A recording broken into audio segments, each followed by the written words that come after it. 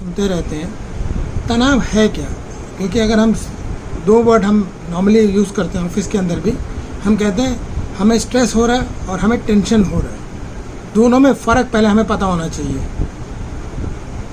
अगर हम अभी एक मेथड इस्तेमाल करते हैं, आपको मैं चाहूँगा कि आप आंखें बंद करें, हाथों को टाइटली क्लेंच करें, मतलब मुट्ठी को अच्छी तरह बनाएं जितना कोशिश कर सकते हैं। आपको लगना चाहिए कि आपकी हथेलियाँ, बाजू बहुत ज़्यादा टाइट हो गए, सारे मसल्स जो हैं बहुत ज़्यादा टाइट हो गए, और सांस को रोकना है और दांतों को बीचना है। जितना टाइटली आप पकड़ सकते हैं पकड़िए, गिनती कीजिए 10 तक मेंटली एंड छोड़िए। दोबारा इसी को करना है। आपको आंखें बंद रखनी है, मुट्ठी को बीचना है, जितना टाइट आप कर सकते हैं उतने टाइट आपको पकड़ना है, दांतों को बीचना है, मतलब आपके जो जॉ एरियाज होते हैं, जबड़ों का जो स्थान होता है वो आपको टाइट लगना चाहिए। अच्छी तरह से टाइट पकड़िए, गिनती कीजिए 1 2 3 4 5 6 7 8 9 10। रिलैक्स कीजिए, दोबारा एक और बार कीजिए। अगर आप लोगों ने पूर्ण तरीके से किया तो आपको महसूस होगा कौन कौन से मांसपेशियों पे आपको तनाव महसूस हो रहा है। ये जो तनाव है इसको हम स्ट्रेस कहते हैं, ये टेंशन नहीं है।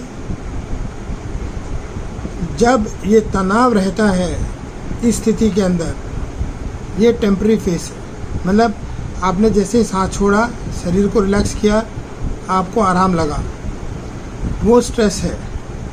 जब आप सोच के देखिए कि पूर्णतः जब आप सुबह उठें और आपका शरीर पूरा अकड़ा हुआ हो, वो जो स्थिति होती है, और पूरा दिन आपको लगे कि मेरा हर भाग जो शरीर का है वो दर्द कर रहा है, या मेरे को एक जगह जबड़ों पे ही बहुत ज़्यादा दर्द होता है, हंसने में मेरे जबड़े लॉक हो जाते हैं, मतलब कि हंसते हंसते आदमी रुक जाता है, सडनली मुंह बंद नहीं हो पाता है, बहुत लोगों का आपने देखा होगा।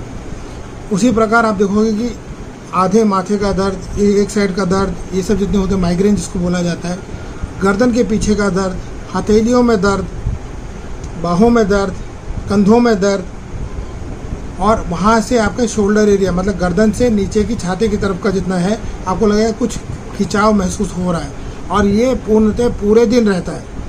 इसको टेंशन कहते हैं। दोनों में आपको डिफरेंस पता होना चाहिए, क्योंकि आजकल छोटे बच्चे भी कहते हैं हमें बहुत सारा टेंशन है। वो टेंशन नहीं, एक्चुअली स्ट्रेस है, जो हम लोगों को भी होता है। हम लोग कहते हैं कि परीक्षा आ रही है तो हमें चिंता होती है, प्रेजेंटेशन देना है तो हमें चिंता होती है, आज मुझे प्रेजेंटेशन देना है तो मुझे भी चिंता है। अब वो अच्छा होगा या बुरा होगा ये मेरे सोच पे है, मैं किस प्रकार करना चाहता हूँ उसको। जब मेरा वो सोच अपने आप में पूर्ण होगा तो वो स्ट्रेस जो है कामयाब हो गया, मेरे को एक सफलता प्रदान कर रहा है, तो वो जो है वो यूज स्ट्रेस है, मतलब यूजफुल स्ट्रेस, जो मुझे कामयाबी की तरफ ले जाता है। अब ये स्ट्रेस होते किस प्रकार है, अगर आप देखें जो तनाव आपने अभी किया, आपके अपने हाथ में था कि आप इसको खोल दें, आपके हाथ में था कि आप सांस को छोड़ दें, आपके हाथ में था कि आप 10 तक गिनती करें या 100 तक गिनती करें या छोड़ दें। ये सारा जो भाग होता है ये तनाव का है। अब जब हम तनाव की बातें करते हैं तो तनाव पहला काम जो करता है वो शरीर पे करता है, फिर आपके मन पे करता है, फिर आपकी चिंताओं पे करता है या चिंतन पे करता है, उसके बाद आपकी ऊर्जा पे प्रहार करता है, उसके बाद आपके चित्त पे आता है। जब हम बात कर रहे हैं ये प्रकार जो चल रहा है, हमारे शरीर में जो प्रभाव दिखता है वो उल्टा है। पहले चित्त पे दिखता है, फिर ऊर्जा पे दिखता है, फिर चिंतन पे दिखता है, फिर हमारे मन में दिखता है, फिर हमारे शरीर में प्रकट होता है। हम किसी मीटिंग में जा रहे हैं, जैसे आप लोग, अब मेरी तरफ से सबको मुबारकबाद, आप प्रमोट हुए हैं। अब आप जब ऑफिस में जाते हैं, अगर बिल्कुल ही नया वातावरण होगा, एक तनाव तो महसूस होगा, क्योंकि आप एक तरीके से काम कर रहे हैं, और जब नई जगह जाएंगे एक तनाव महसूस होता है। मगर जब लगता है कि लोग वही हैं, उसी प्रकार के लोग हैं जिनसे हम मिलते रहें, वही प्रकार के लोग हैं जिनसे हम लोग बातचीत करते रहें, वही प्रकार के लोग हैं जहाँ से हमें आदान प्रदान आराम से हो पा रहा था, तो हमारा जो तनाव था, जिसको हम स्ट्रेस कहते हैं, वो अपने आप धीरे धीरे हट जाता है, और हमें लगता है कि हम अब कंफर्टेबल हो गए और हम आराम से कार्य कर सकते हैं। वो जो कार्यक्रम होता है वो पूरा का पूरा आपका स्ट्रेस को यूस्ट्रेस में बदलने का होता है। जब हमारे जीवन में भी कोई कार्य होता है तो उसमें भी स्ट्रेस से यूस्ट्रेस तक जाने का होता है। अगर हमने उसको स्ट्रेस को, तनाव को अगर पूर्णतः अपने जीवन का भाग बना लिया, धीरे धीरे समय बीतने के बाद आप देखोगे कि वो शरीर पे प्रहार करता है। थोड़े दिनों में आप देखोगे कि वो लीवर पे इफेक्ट करेगा, किडनी पे करेगा, स्प्लीन पे करेगा, मगर आपको ये समझ नहीं आएगा इलाज मैं 10 प्रकार से करा रहा हूँ मगर मुझे पूर्णतः फल नहीं मिल पा रहा। और जितनी बार मुझे फल नहीं मिलेगा उतनी बार मुझे तनाव होगा और वो तनाव एक और बीमारी पैदा करेगा। जब मेरा चिंतन जो होता है शरीर तक टिका हो तो वो विचार जो होते हैं वो सिर्फ शरीर के ऊपर होते हैं, क्योंकि मुझे डर रहता है कि मैं किसी पे भार ना बन जाऊं, मेरे कारण किसी को तकलीफ़ ना हो, या फिर हम एडजस्ट कर जाते हैं। क्या कहते हैं, अरे अब बुढ़ापा आ गया, घुटने में दर्द होना है, कंधों में दर्द होना है, ये सब बोलते हैं। मगर आजकल तो अगर आप देखें तो 20 से 22 साल की उम्र के लोग भी यही स्थिति में आ चुके हैं। इवन जो स्कूल में जाते बच्चे हैं उनको भी दिक्कतें हो रही हैं। अगर आप देखें तो पिछले 20 साल के अंदर आपको ज़्यादा एस्थमेटिक पेशेंट बच्चों में दिखेगा। डायबिटीज़ के लक्षण आपको बच्चों में ज़्यादा दिख रहे हैं। चश्मे बच्चों को ज़्यादा चढ़ रहे हैं। बाकी जो पिछली पीढ़ी है उनको अपने समय अनुसार 40 साल, 45 साल, 50 साल की उम्र तक चश्मे की स्थिति आ रही है। और ये ज़्यादा तेज़ी से हुआ है पिछले 10 साल के अंदर, जब हम मोबाइल पे आ गए हैं। पहले लैपटॉप होता, डेस्कटॉप होता था तो हमें इतनी दिक्कत नहीं होती थी, ऑफिस का काम ख़त्म किया छोड़ दिया। उसके बाद मोबाइल पे आए। मोबाइल पे जब हम लोग कार्य करने लगे तो हमको दिक्कतें बढ़ी, क्योंकि गेम्स खेलते थे लोग, अपना प्रेजेंटेशन देते थे लोग, उस पर बातचीत करते थे। मगर आज अगर आप देखें तो पिछले 3 साल में कोविड से थोड़ा पहले तो आप देखेंगे कि जूम की शुरुआत हुई, माइक्रोसॉफ्ट टीम शुरू हुआ जिसमें हम लोग अभी बात कर रहे हैं। ऐसे बहुत सारी चीज़ें आई जिसके कारण हम लोग जो है आपस में ज़्यादा मीटिंगें करने लगे, ज़्यादा दूर से अपने आप को देखने की कोशिश कर रहे थे और उसमें हम लोग प्रस्तुत करने की कोशिश करते थे वो चीज़ जो शायद मेरे में है या नहीं मुझे नहीं पता, मगर कोशिश पूर्णतः होता था कि उसको किया जाए। और उस कोशिश में मेरे शरीर में ज़्यादा तनाव बढ़ता था और वो तनाव आँखों पे ज़्यादा हुआ है। पिछले 2 साल में जो जूम सेशंस हुए हैं कोविड की वजह से, उसमें ज़्यादातर लोगों के आँखें कमज़ोर हो चुकी हैं। अब तनाव क्यों है? क्योंकि हम 10 से 12 घंटे, अगर मेरे से बोला जाए तो मैं तकरीबन 16 घंटे तक कंप्यूटर पर बैठ के मीटिंग्स कर रहा था, लोगों के डेमोन्स्ट्रेशन देखता था, जज करता था। तो उसमें तनाव तो बढ़ना ही है, आँखों पे तनाव भी होता है। तो हमारा हर शरीर का भाग में सबसे बड़ा कारण जो बन जाता है, जो सबसे बड़ी जल्दी दिखता है, वो है आँखें। क्यों आँखें बोल रहा हूँ मैं? उसका 2 कारण है। पहला चीज़ ये कि हम लोग अमूमन ये मानते हैं कि हमारा शरीर जो है पंच तत्व से बना है, जिसमें जल है, भूमि है, अग्नि है, वायु है, आकाश है। आँखों में यही चीज़ें उपलब्ध हैं, बाकी किसी शरीर के भाग में ये 5 तत्व उपलब्ध नहीं है पूर्णतः। अगर आप आँखों की पुतली देखते हैं, जिससे हम लोग देखते हैं, जिससे हम लोग आपको देख रहे हैं, हम को बहुत सारी चीज़ों का जो रंगों का विभिन्नता पता चलता है, वो सारी चीज़ें आँखों की पुतलियों से पता चल रही हैं। वो जो पुतली है वो आकाश है, जो सफ़ेद भाग है वो हमारा भूमि है। आँखों में जल होता ही होता है। जब हमारा अंतर्मन, जिसके कारण हम कहते हैं चिंतन होता है, जिसके कारण हम डिसीजन लेते हैं, निर्णय लेते हैं किसी चीज़ के ऊपर, या जजमेंटल होते हैं, वो सारी चीज़ें जो होती है वो हमारे पुतलियों के अग्नि की वजह से होती है। अगर हमारी आंखें कम काम करेंगी या हमें दिखाई कम देगा तो आप मान के चलिए कि हमारे 70% जो तत्व हैं उसकी काम जो है क्षमता कम हो जाती है, क्योंकि हमारे सेंसेस सबसे ज़्यादा रंगों को ढूंढते हैं, सामने जो दिखता है उसके बारे में समझते हैं, उसी के अनुरूप सारा कार्य करते हैं। अगर हम जनरली बात करना चाहें स्ट्रेस को, मैं हिंदी में भी दिखा देता हूँ इसको। तनाव एक उत्तेजना है जो हमारी धारणाओं के कारण उत्पन्न होता है। ये पूर्णतः शारीरिक और प्राकृतिक होता है। ये अपने आप में एक विकासवादी उद्देश्य होता है इसका, मगर हमारे अनुसार क्या हम उसको विकासवादी लेना चाहते हैं या विध्वंसवादी लेना चाहते हैं, वो हमारे ऊपर है। और ये जो चिंता आती है वो हमारे युद्ध या रण छोड़ने की कला होती है। बहुत सारी चीज़ों में हम लोग हताश हो जाते हैं, हाथ छोड़ देते हैं, अब नहीं करना है। बहुत जगहों पे हम लोग लड़ पड़ते हैं उस चीज़ के लिए। दोनों में तनाव रहेगा, मगर हम लोग किस प्रकार से उसको लेना चाहते हैं, क्योंकि एक शब्द या एक रूप बोला जाता है जिसके अंदर हम बोलते हैं हमारे अपनी चिंताओं के साथ ही हम कुछ क्रियात्मक भी करते हैं और विध्वंसकारी भी बन जाते हैं। एक ही चीज़ को हम दोनों रूप से ले सकते हैं। और हम लोग जब जूझते हैं ज़िंदगी में तो तनाव में रहेंगे, और हमारे शरीर के जितने एड्रिनल ग्लैंड्स होते हैं, एक हार्मोन होता है जो हमारे शरीर में काम करता है। हमने देखा होगा बहुत सारी चीज़ें हम कर जाते हैं, हमें नहीं समझ आता कि हमने इसको किया कैसे, क्योंकि हमारे अपने अनुभव या हमारे शक्ति के अनुसार हम वो कार्य उतने रूप में नहीं कर पाते हैं अमूमन। मगर कब ज़रूरत पड़ जाए और हम वो सारी चीज़ें कर जाएं जो हमने कभी सोचा ही नहीं, हमारे लिए भी अद्भुत चीज़ लगता है।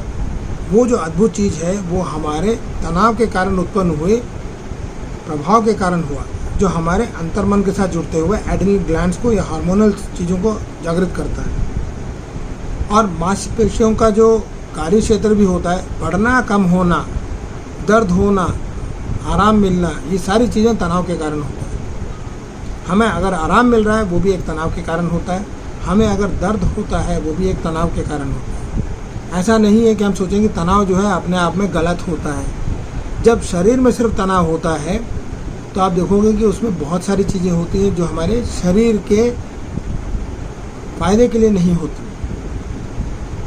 कब फ़ायदे के लिए नहीं होती? जैसे मैंने कहा, जब मैं अपने तनाव को एक बड़े तनाव के रूप में परिवर्तित कर लेता हूँ तो मेरे को अनिद्रा होगी, मुझे थकावट महसूस होगी, मेरे को खाना खाने का दिल नहीं करेगा, मेरे को कॉन्स्टिपेशन होगा, मेरे गले में खराश रहेगी, मेरे को जुकाम, सर दर्द, दिल की धड़कन बढ़ना, शारीरिक दर्द होना, आस्थमेटिक प्रॉब्लम, स्किन प्रॉब्लम्स।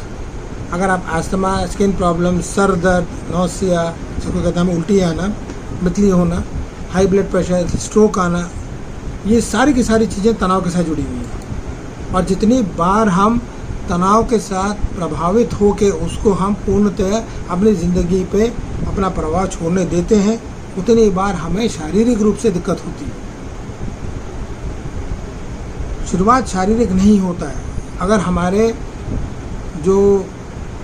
हम ऑफिस की बात करना चाहते हैं तो हमारे ऊपर जो बॉस बैठे, अगर उन्होंने कुछ कहा, शायद उनका अपना विजन था या उनकी अपनी सोच थी, उन्होंने जो बोला, मगर हम आहत कहाँ होते हैं?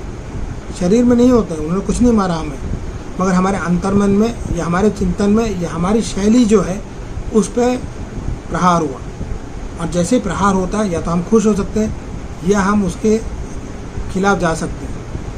एक होता है कि आप प्रकट कर लें, दूसरा होता है शांति से बुड़बुड़ाते रहें कि गलत हुआ, मेरे साथ गलत हो रहा है। अगर मैं उसको एक क्रियात्मक रूप से देखूंगा तो मैं उसको पूरा क्रिएटिव रूप से उसको बदल दूंगा, मतलब पॉजिटिव सेंस में ले आऊँगा जहाँ से मुझे उसको फल मिल पाए।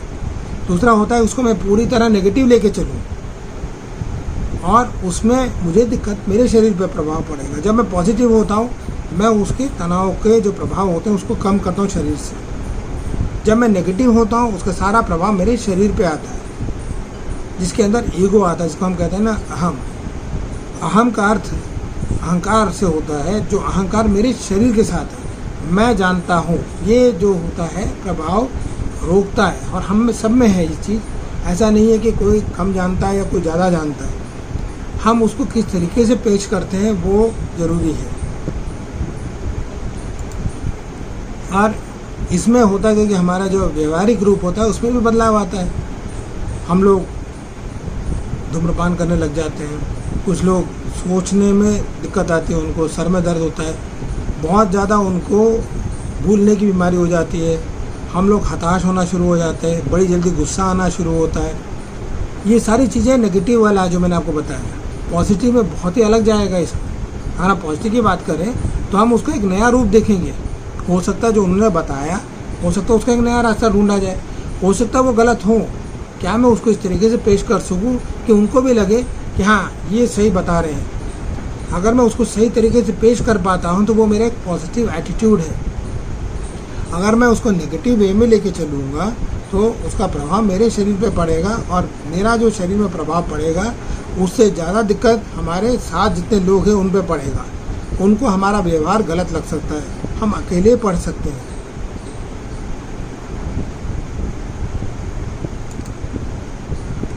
यही वही स्लाइड आपको हिंदी में दिख रहा है, जहाँ पे हम लोगों ने कहा है कि धूम्रपान की वृद्धि हो सकती है, विकृत काम वासना हो सकती है, अस्थिर एकाग्रता हो जाती है, अस्थिर चिंतन, क्षिप्रकोपी बनना, जलन होना, वैराग्य का भाव लगना। और ये वैराग्य अपने आप में वैराग्य नहीं होता है। मैं आपको बताता हूँ कि साधु संतों के साथ मेरा बहुत समय तक साथ रहा, एंड मैंने बहुत देखा है कि जो साधु संत बहुत सारे बने, बहुत सारे कहने के लिए करीब 40 से 50% के ऊपर जितने साधुओं से मुलाकात हुई, वो साधु बनने के बाद भी हताश है, और वो हताश होकर ज़िंदगी से साधु बनने आए।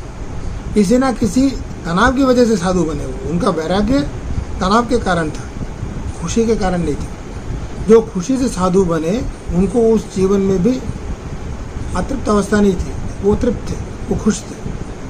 और वही आदमी अगर सामान्य जीवन में भी आता है तो वो तब भी खुश रहेगा, उसमें अतृप्ति की भावना नहीं होगी। उसको चिंतन ये नहीं होगा कि मेरा तनाव मुझे कहीं पे रोकेगा या नहीं रोकेगा। मेरा जो व्यवहार होगा वो अपने आप में एक प्रोग्रेसिव थॉट की तरह होगा, जिसकी तरफ मैं हर क्षण अपने आप को अपने से बेहतर बनाने की कोशिश करूँगा। और नेगेटिव में हम लोग अस्थिर होना शुरू हो जाते हैं। जैसे अस्थिर होना शुरू होंगे आप देखोगे वो शरीर पर जैसे प्रभाव दिखता है, हम तब तक पूरी तरह उसमें फंस चुके होते हैं। तनाव के प्रकार एक होता है शारीरिक, एक मनोवैज्ञानिक, एक मनोसामाजिक और एक मानसिक आध्यात्मिक तनाव। शारीरिक तनाव बहुत अमूमन हमने अभी बात किया है, जो फिजिकल स्ट्रेस होता है, जिसके अंदर हमारे को बहुत सारे तनाव हो सकते हैं। बीमारी की वजह से हो सकता है, हमारे चारों तरफ के वातावरण के अनुसार हो सकता है। जब कोविड हुआ तो हम लोग ज़्यादा परेशान थे, क्योंकि हमें बोला गया लॉकडाउन होना है, घर के अंदर बैठना है। 1 साल 1.5 साल तक जब दफ्तरों का काम थोड़ा बहुत शुरू हुआ और काम करना शुरू किए, तब भी हमने देखा कि हम लोग ऑनलाइन पे काम कर रहे हैं। बहुत सारी चीज़ें जो हम लोगों को आदत थी करने की, पेपर पेन के साथ या आमने सामने बैठ के बात करने के साथ या मीटिंग के दौरान, वो सारी चीज़ें छूटती चली गई। और सारे चीज़ जो है अब रिकॉर्डिंग में आ रहा है, और सारी चीज़ें जो है डाटाबेस बन रहा है। सब चीज़ों का जो है एक खाता तैयार हो रहा है, जहाँ पे आपको डर लगता है कि भैया मेरी बताई हुई चीज़ अपने आप में गलत ना हो जाए। वो एक तनाव बनने लग गया है। दूसरा बहुत बड़ा तनाव ये बना है कि जैसे अभी ये रिकॉर्डिंग हो रहा होगा तो दोबारा भी इसको देखा जा सकता है। अब 10 बार देखने पे कहाँ गलती हुई ये पता चल जाता है, उससे हमें सीख भी मिल सकता है। या ये भी हो सकता है कि जो गलती हो वो इतना बड़ा हो जिसको मैं सॉल्व ना कर पाऊँ, तो वो भी एक तनाव का कारण बनता है। अब आप देखो, शारीरिक जो बीमारियां थी उसके साथ साथ मानसिक बीमारियां भी पैदा हुई कोविड के दौरान। शारीरिक लोग से परेशान थे बिकॉज हमको एक वायरल इन्फेक्शन का डर था, बैक्टीरियल इन्फेक्शन का डर था, जो अमूमन मौसमी बीमारी होती है उसके बारे में डर था। उसके अलावा लॉकडाउन के कारण हमें ये डर था कि हम लोग बंद ना जाए। सरकारी नौकरी के अलावा जो प्राइवेट में थे वो तो ज़्यादा डरे हुए थे कि उनकी नौकरी ना चली जाए। बहुत जगहों पे सैलरी कट हुआ, बहुत जगहों पे सैलरी नहीं मिली, तो उनको डर भी था। ऊपर से डाइटरी हैबिट्स, मतलब खान पान का जो हैबिट होता है उसमें भी फ़र्क आया। हम लोग जो है पोषण चीज़ों के बारे में ज़्यादा समझने लगे। हमको ये पता चला कि हम कौन सी वस्तुएं खाएं जिससे हमारा शरीर जो है वो स्वस्थ हो पाए। हम लोगों ने काढ़ा पीना शुरू कर दिया, बहुत लोगों ने प्राणायाम शुरू किया, बहुत लोगों ने योग शुरू किया, बहुत लोगों ने ध्यान करना शुरू किया, बहुत लोगों ने अपने आप से जो एक सामान्य जीवन में वो नहीं कर रहे थे, असंतुलित जीवन जी रहे थे, उसको संतुलन में लाए। तो ये सारी चीज़ें तो हमको बहुत फ़ायदे वाली हुई। नुकसान कहाँ हुआ? नुकसान ये हुआ है कि हम आपसी संबंध जो है अब वो मोबाइल पे या ऑनलाइन पे आ गए। जैसे अब 1.5 साल के बाद हर आदमी को ये लगता है कि अब बहुत हो गया, अब हमें आपस में मिलना चाहिए और शुरू करना चाहिए। कोविड था, कोविड है, शायद कोविड रहेगा। वो एक बीमारी है जिसके कारण हमारा जीवन रुक जाए, ऐसा नहीं है। हमारा जीवन अपने आप में हर रोज़ बदलेगा, बढ़ेगा और सीखेगा। हमने बहुत सारी बीमारियों से ऐसे ही अपने आप को उठाया भी था, जो पहले भी हुए थे, और उसमें हमारे अपने अंदर हार्मोनल प्लस जो हमारी इम्यूनिटी होती है, जो हमारी शारीरिक क्षमता होती है, उसमें अपने आप बढ़ोतरी होती है।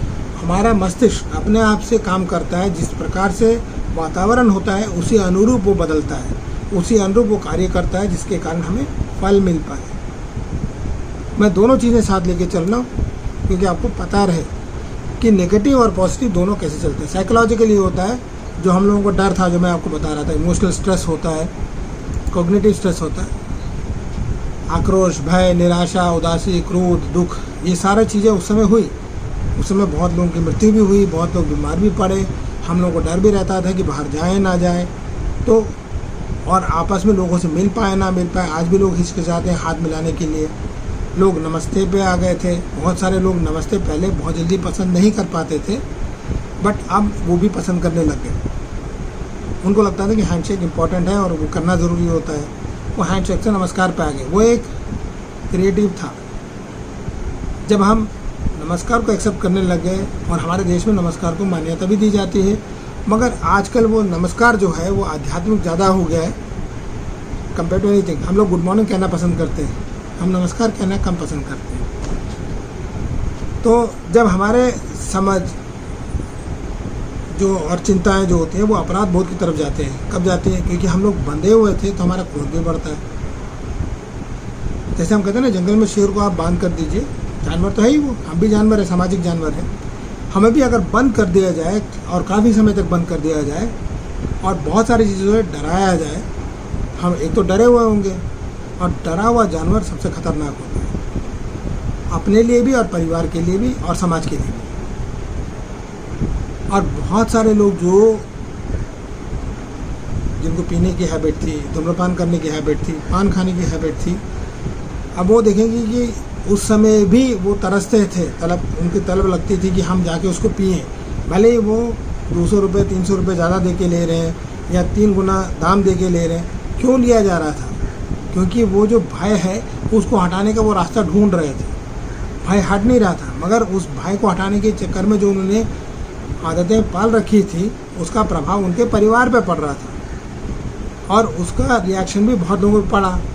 अगर आप मेरे से पूछें तो तकरीबन 4 से 5 हज़ार लोगों के साथ मेरी बातचीत चलती रही है कोविड के दौरान, और जितनी बार बातचीत हुई है उसमें से मैंने कम से कम 85% लोगों को देखा है जो बहुत ज़्यादा डिप्रेशन में थे, और बहुत सारे ऐसे लोग थे जिनको अपने आप से कहीं ना कहीं ग्लानि थी, शर्म था, अपराध बोध था, मगर वो उस हैबिट से बाहर नहीं निकल पा रहे थे। उनको लगता था कि शायद हम नॉर्मल जीवन नहीं जी पाएंगे।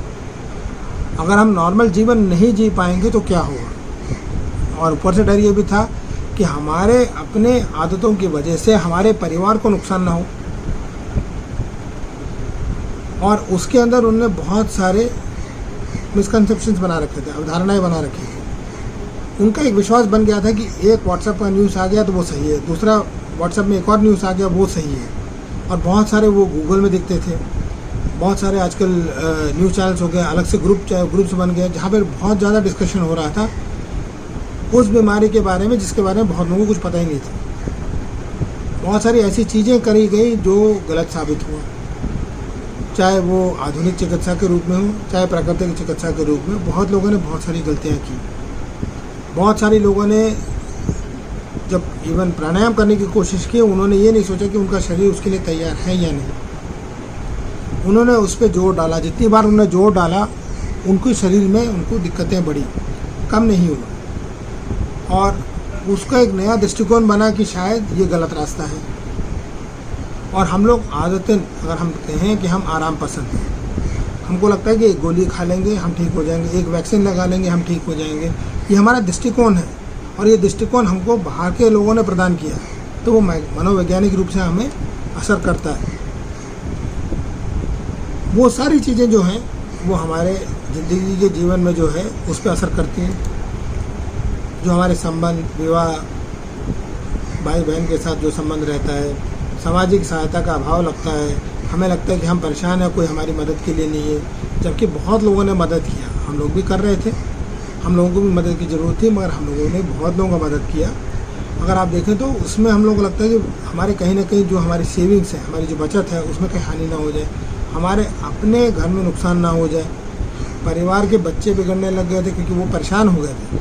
बिगड़ने का मतलब ये नहीं, वो आजकल मोबाइल पे ज़्यादा लगा रहे थे समय, और जितनी ज़्यादा समय लगा रहे थे उतना उनकी एकाग्रता कम होती जा रही थी। हम लोगों की भी एकाग्रता कम हो रही थी। 10 घंटे आप जूम पे बैठ के या किसी भी मीटिंग में बैठ के आप बहुत ज़्यादा सोच नहीं सकते, क्योंकि प्रभाव आंखों पे पड़ रहा है। हम देख रहे हैं कुछ चीज़ों को, कुछ रंगों में देख रहे हैं, और वो प्रभाव हमें पड़ता है। बच्चों के साथ और ज़्यादा तकलीफ था क्योंकि उनका स्पैन ऑफ अटेंशन बहुत कम होता है।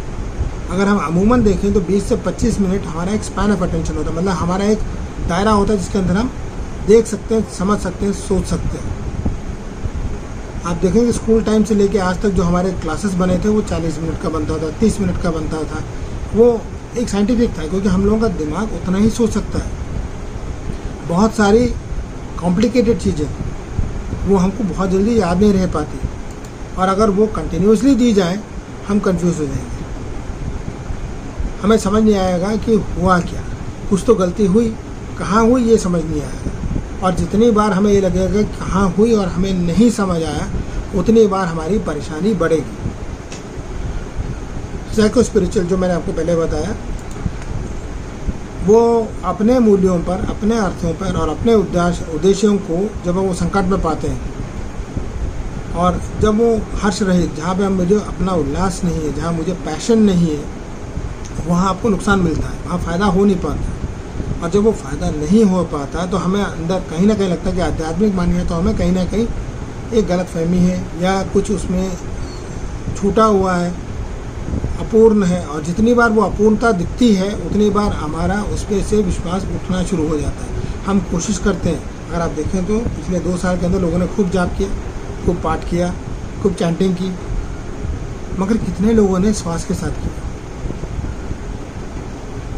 अगर हम एक साधारण सा, या हम कहें प्रभावशाली मंत्र के रूप में लें ओम को, तो ओम का उच्चारण का एक प्रक्रिया है,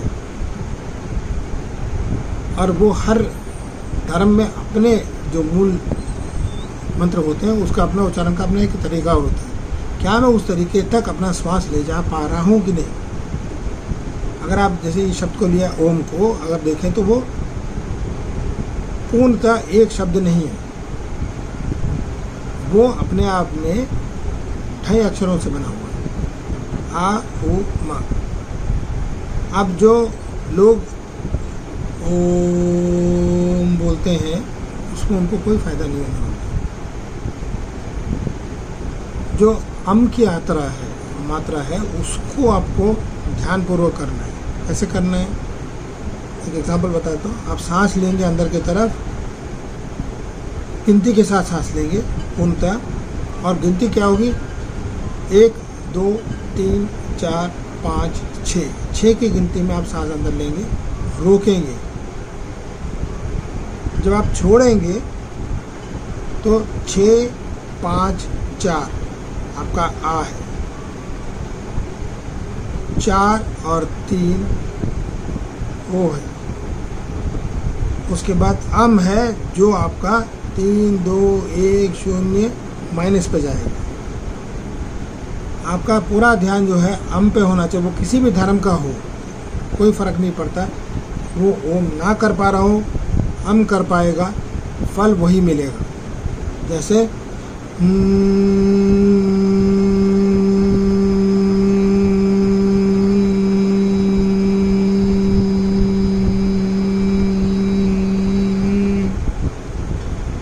ये शब्द जब आप गुंजन करते हैं, हम की कोई शब्द असर नहीं है, मगर वो जब उछलता है, शब्द की उछाल होती है, वो उछाल आपको माथे पे, ललाट पे महसूस होगी, आपको गर्दन के पीछे महसूस होगी। हर शब्द का एक अनुरूप होता है, एक रूप होता है, और जब अरूप अवस्था में वो आता है, जिसका मतलब कोई रूप नहीं होता, उस अवस्था में आप पूर्णतः उस मंत्र के बारे में समझ सकते हैं। किसी भी मंत्र को आप ले सकते हैं। हम जैसे प्रेजेंटेशन ख़त्म करेंगे तो उसके ऊपर हम बात कर सकते हैं। ये न्यूज़पेपर का था 2018 का सिग्मा 360 है बेल्ट सर्वे, उनके अनुसार आप देख सकते हैं सबसे ज़्यादा स्ट्रेसफुल जो जी रहे थे उनमें से 40% लोगों को अच्छी नींद नहीं आ पाई। और सबसे ज़्यादा जो तनाव में रहते हैं अगर आप देखें वो लोग हैं जो 18 से 34 साल के, फिर 35 से 49 के हैं, फिर 50 के ऊपर। और अगर आप देखिए ओवरऑल इंडेक्स में तो आप देखेंगे 61.8 जो है वो पुरुष है और 60.6 जो है वो स्त्री है। इसका नया रिपोर्ट आना था, इस साल आना है, शायद अक्टूबर तक आएगा। अगर अपडेट होगा तो मैं आपको बता दूंगा। तो इसका सबसे बड़ा कारण अगर आप देखें तो ये वाला भाग है, ये वाला अगर आप देखें तो सोशल आइसोलेशन, जहाँ पे मुझे लगता है कि समाज से मुझे कटा हुआ है, वो 27% लोगों को महसूस होता रहा है। कहीं ना कहीं समाज से कटा हुआ, अकेलापन महसूस होना। एक होता है अपने आप से अकेला होना, एक होता है अकेलापन। अकेलापन मीन्स लोनली, अलोन होना बहुत अलग होता है, जहाँ पे मैं पूर्णतः खुश हूँ। जब अकेलापन होता है वो उसको काटता है, परेशान करता है, दिक्कतों में लाता है। वो दिक्कत जो होता है वो मुझे समाज से कटा हुआ होने पे होता है, और वही लिव अलोन है। लिव अलोन का भी अर्थ वही है, वो 13% है। मतलब मैं अकेला हूँ, मेरे साथ कोई है नहीं और मुझे बहुत कुछ करना पड़ रहा है, चाहे वो मुझे परिवार के लिए करना पड़े, चाहे समाज के लिए करना पड़े, चाहे अपने लिए करना पड़े, मुझे ही करना पड़ेगा। और जैसे उम्र बढ़ती जाएगी और तनाव बढ़ता जाएगा, दोस्त उतने कम होते जाएंगे, क्योंकि हम लोगों को लगता है कि हम अपने आप में खुश हैं। और जब हम अपने आप में खुश हैं तो मुझे सोशलाइज करने की ज़रूरत नहीं है। वो तकरीबन 15% लोगों के साथ है। जब शारीरिक वेदना होती है, परेशानी होती है, जैसे हम लोगों ने कोविड सिनेरियो में देखा या कोविड के बाद भी देखा, या बहुत लोग अपने बीमारियों से ग्रसित रहते हैं, जैसे किडनी का प्रॉब्लम होता है। जी सर।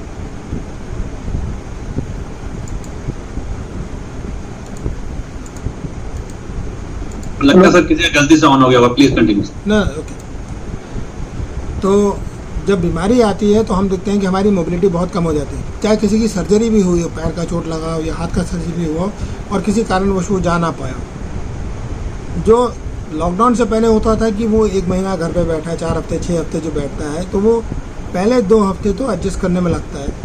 उसके बाद जो 2 हफ्ते होते हैं वो बहुत परेशानी वाला होता है। उसको अपने आप से लगने लगता है कि मैं बहुत अकेला हो गया, क्योंकि पहले हफ्ते तो लोग आपको फ़ोन करते हैं, बात करते हैं, रिश्तेदार भी आ जाते हैं मिलने के लिए कि भैया चोट लगी है, कैसे हो, क्या है क्या नहीं।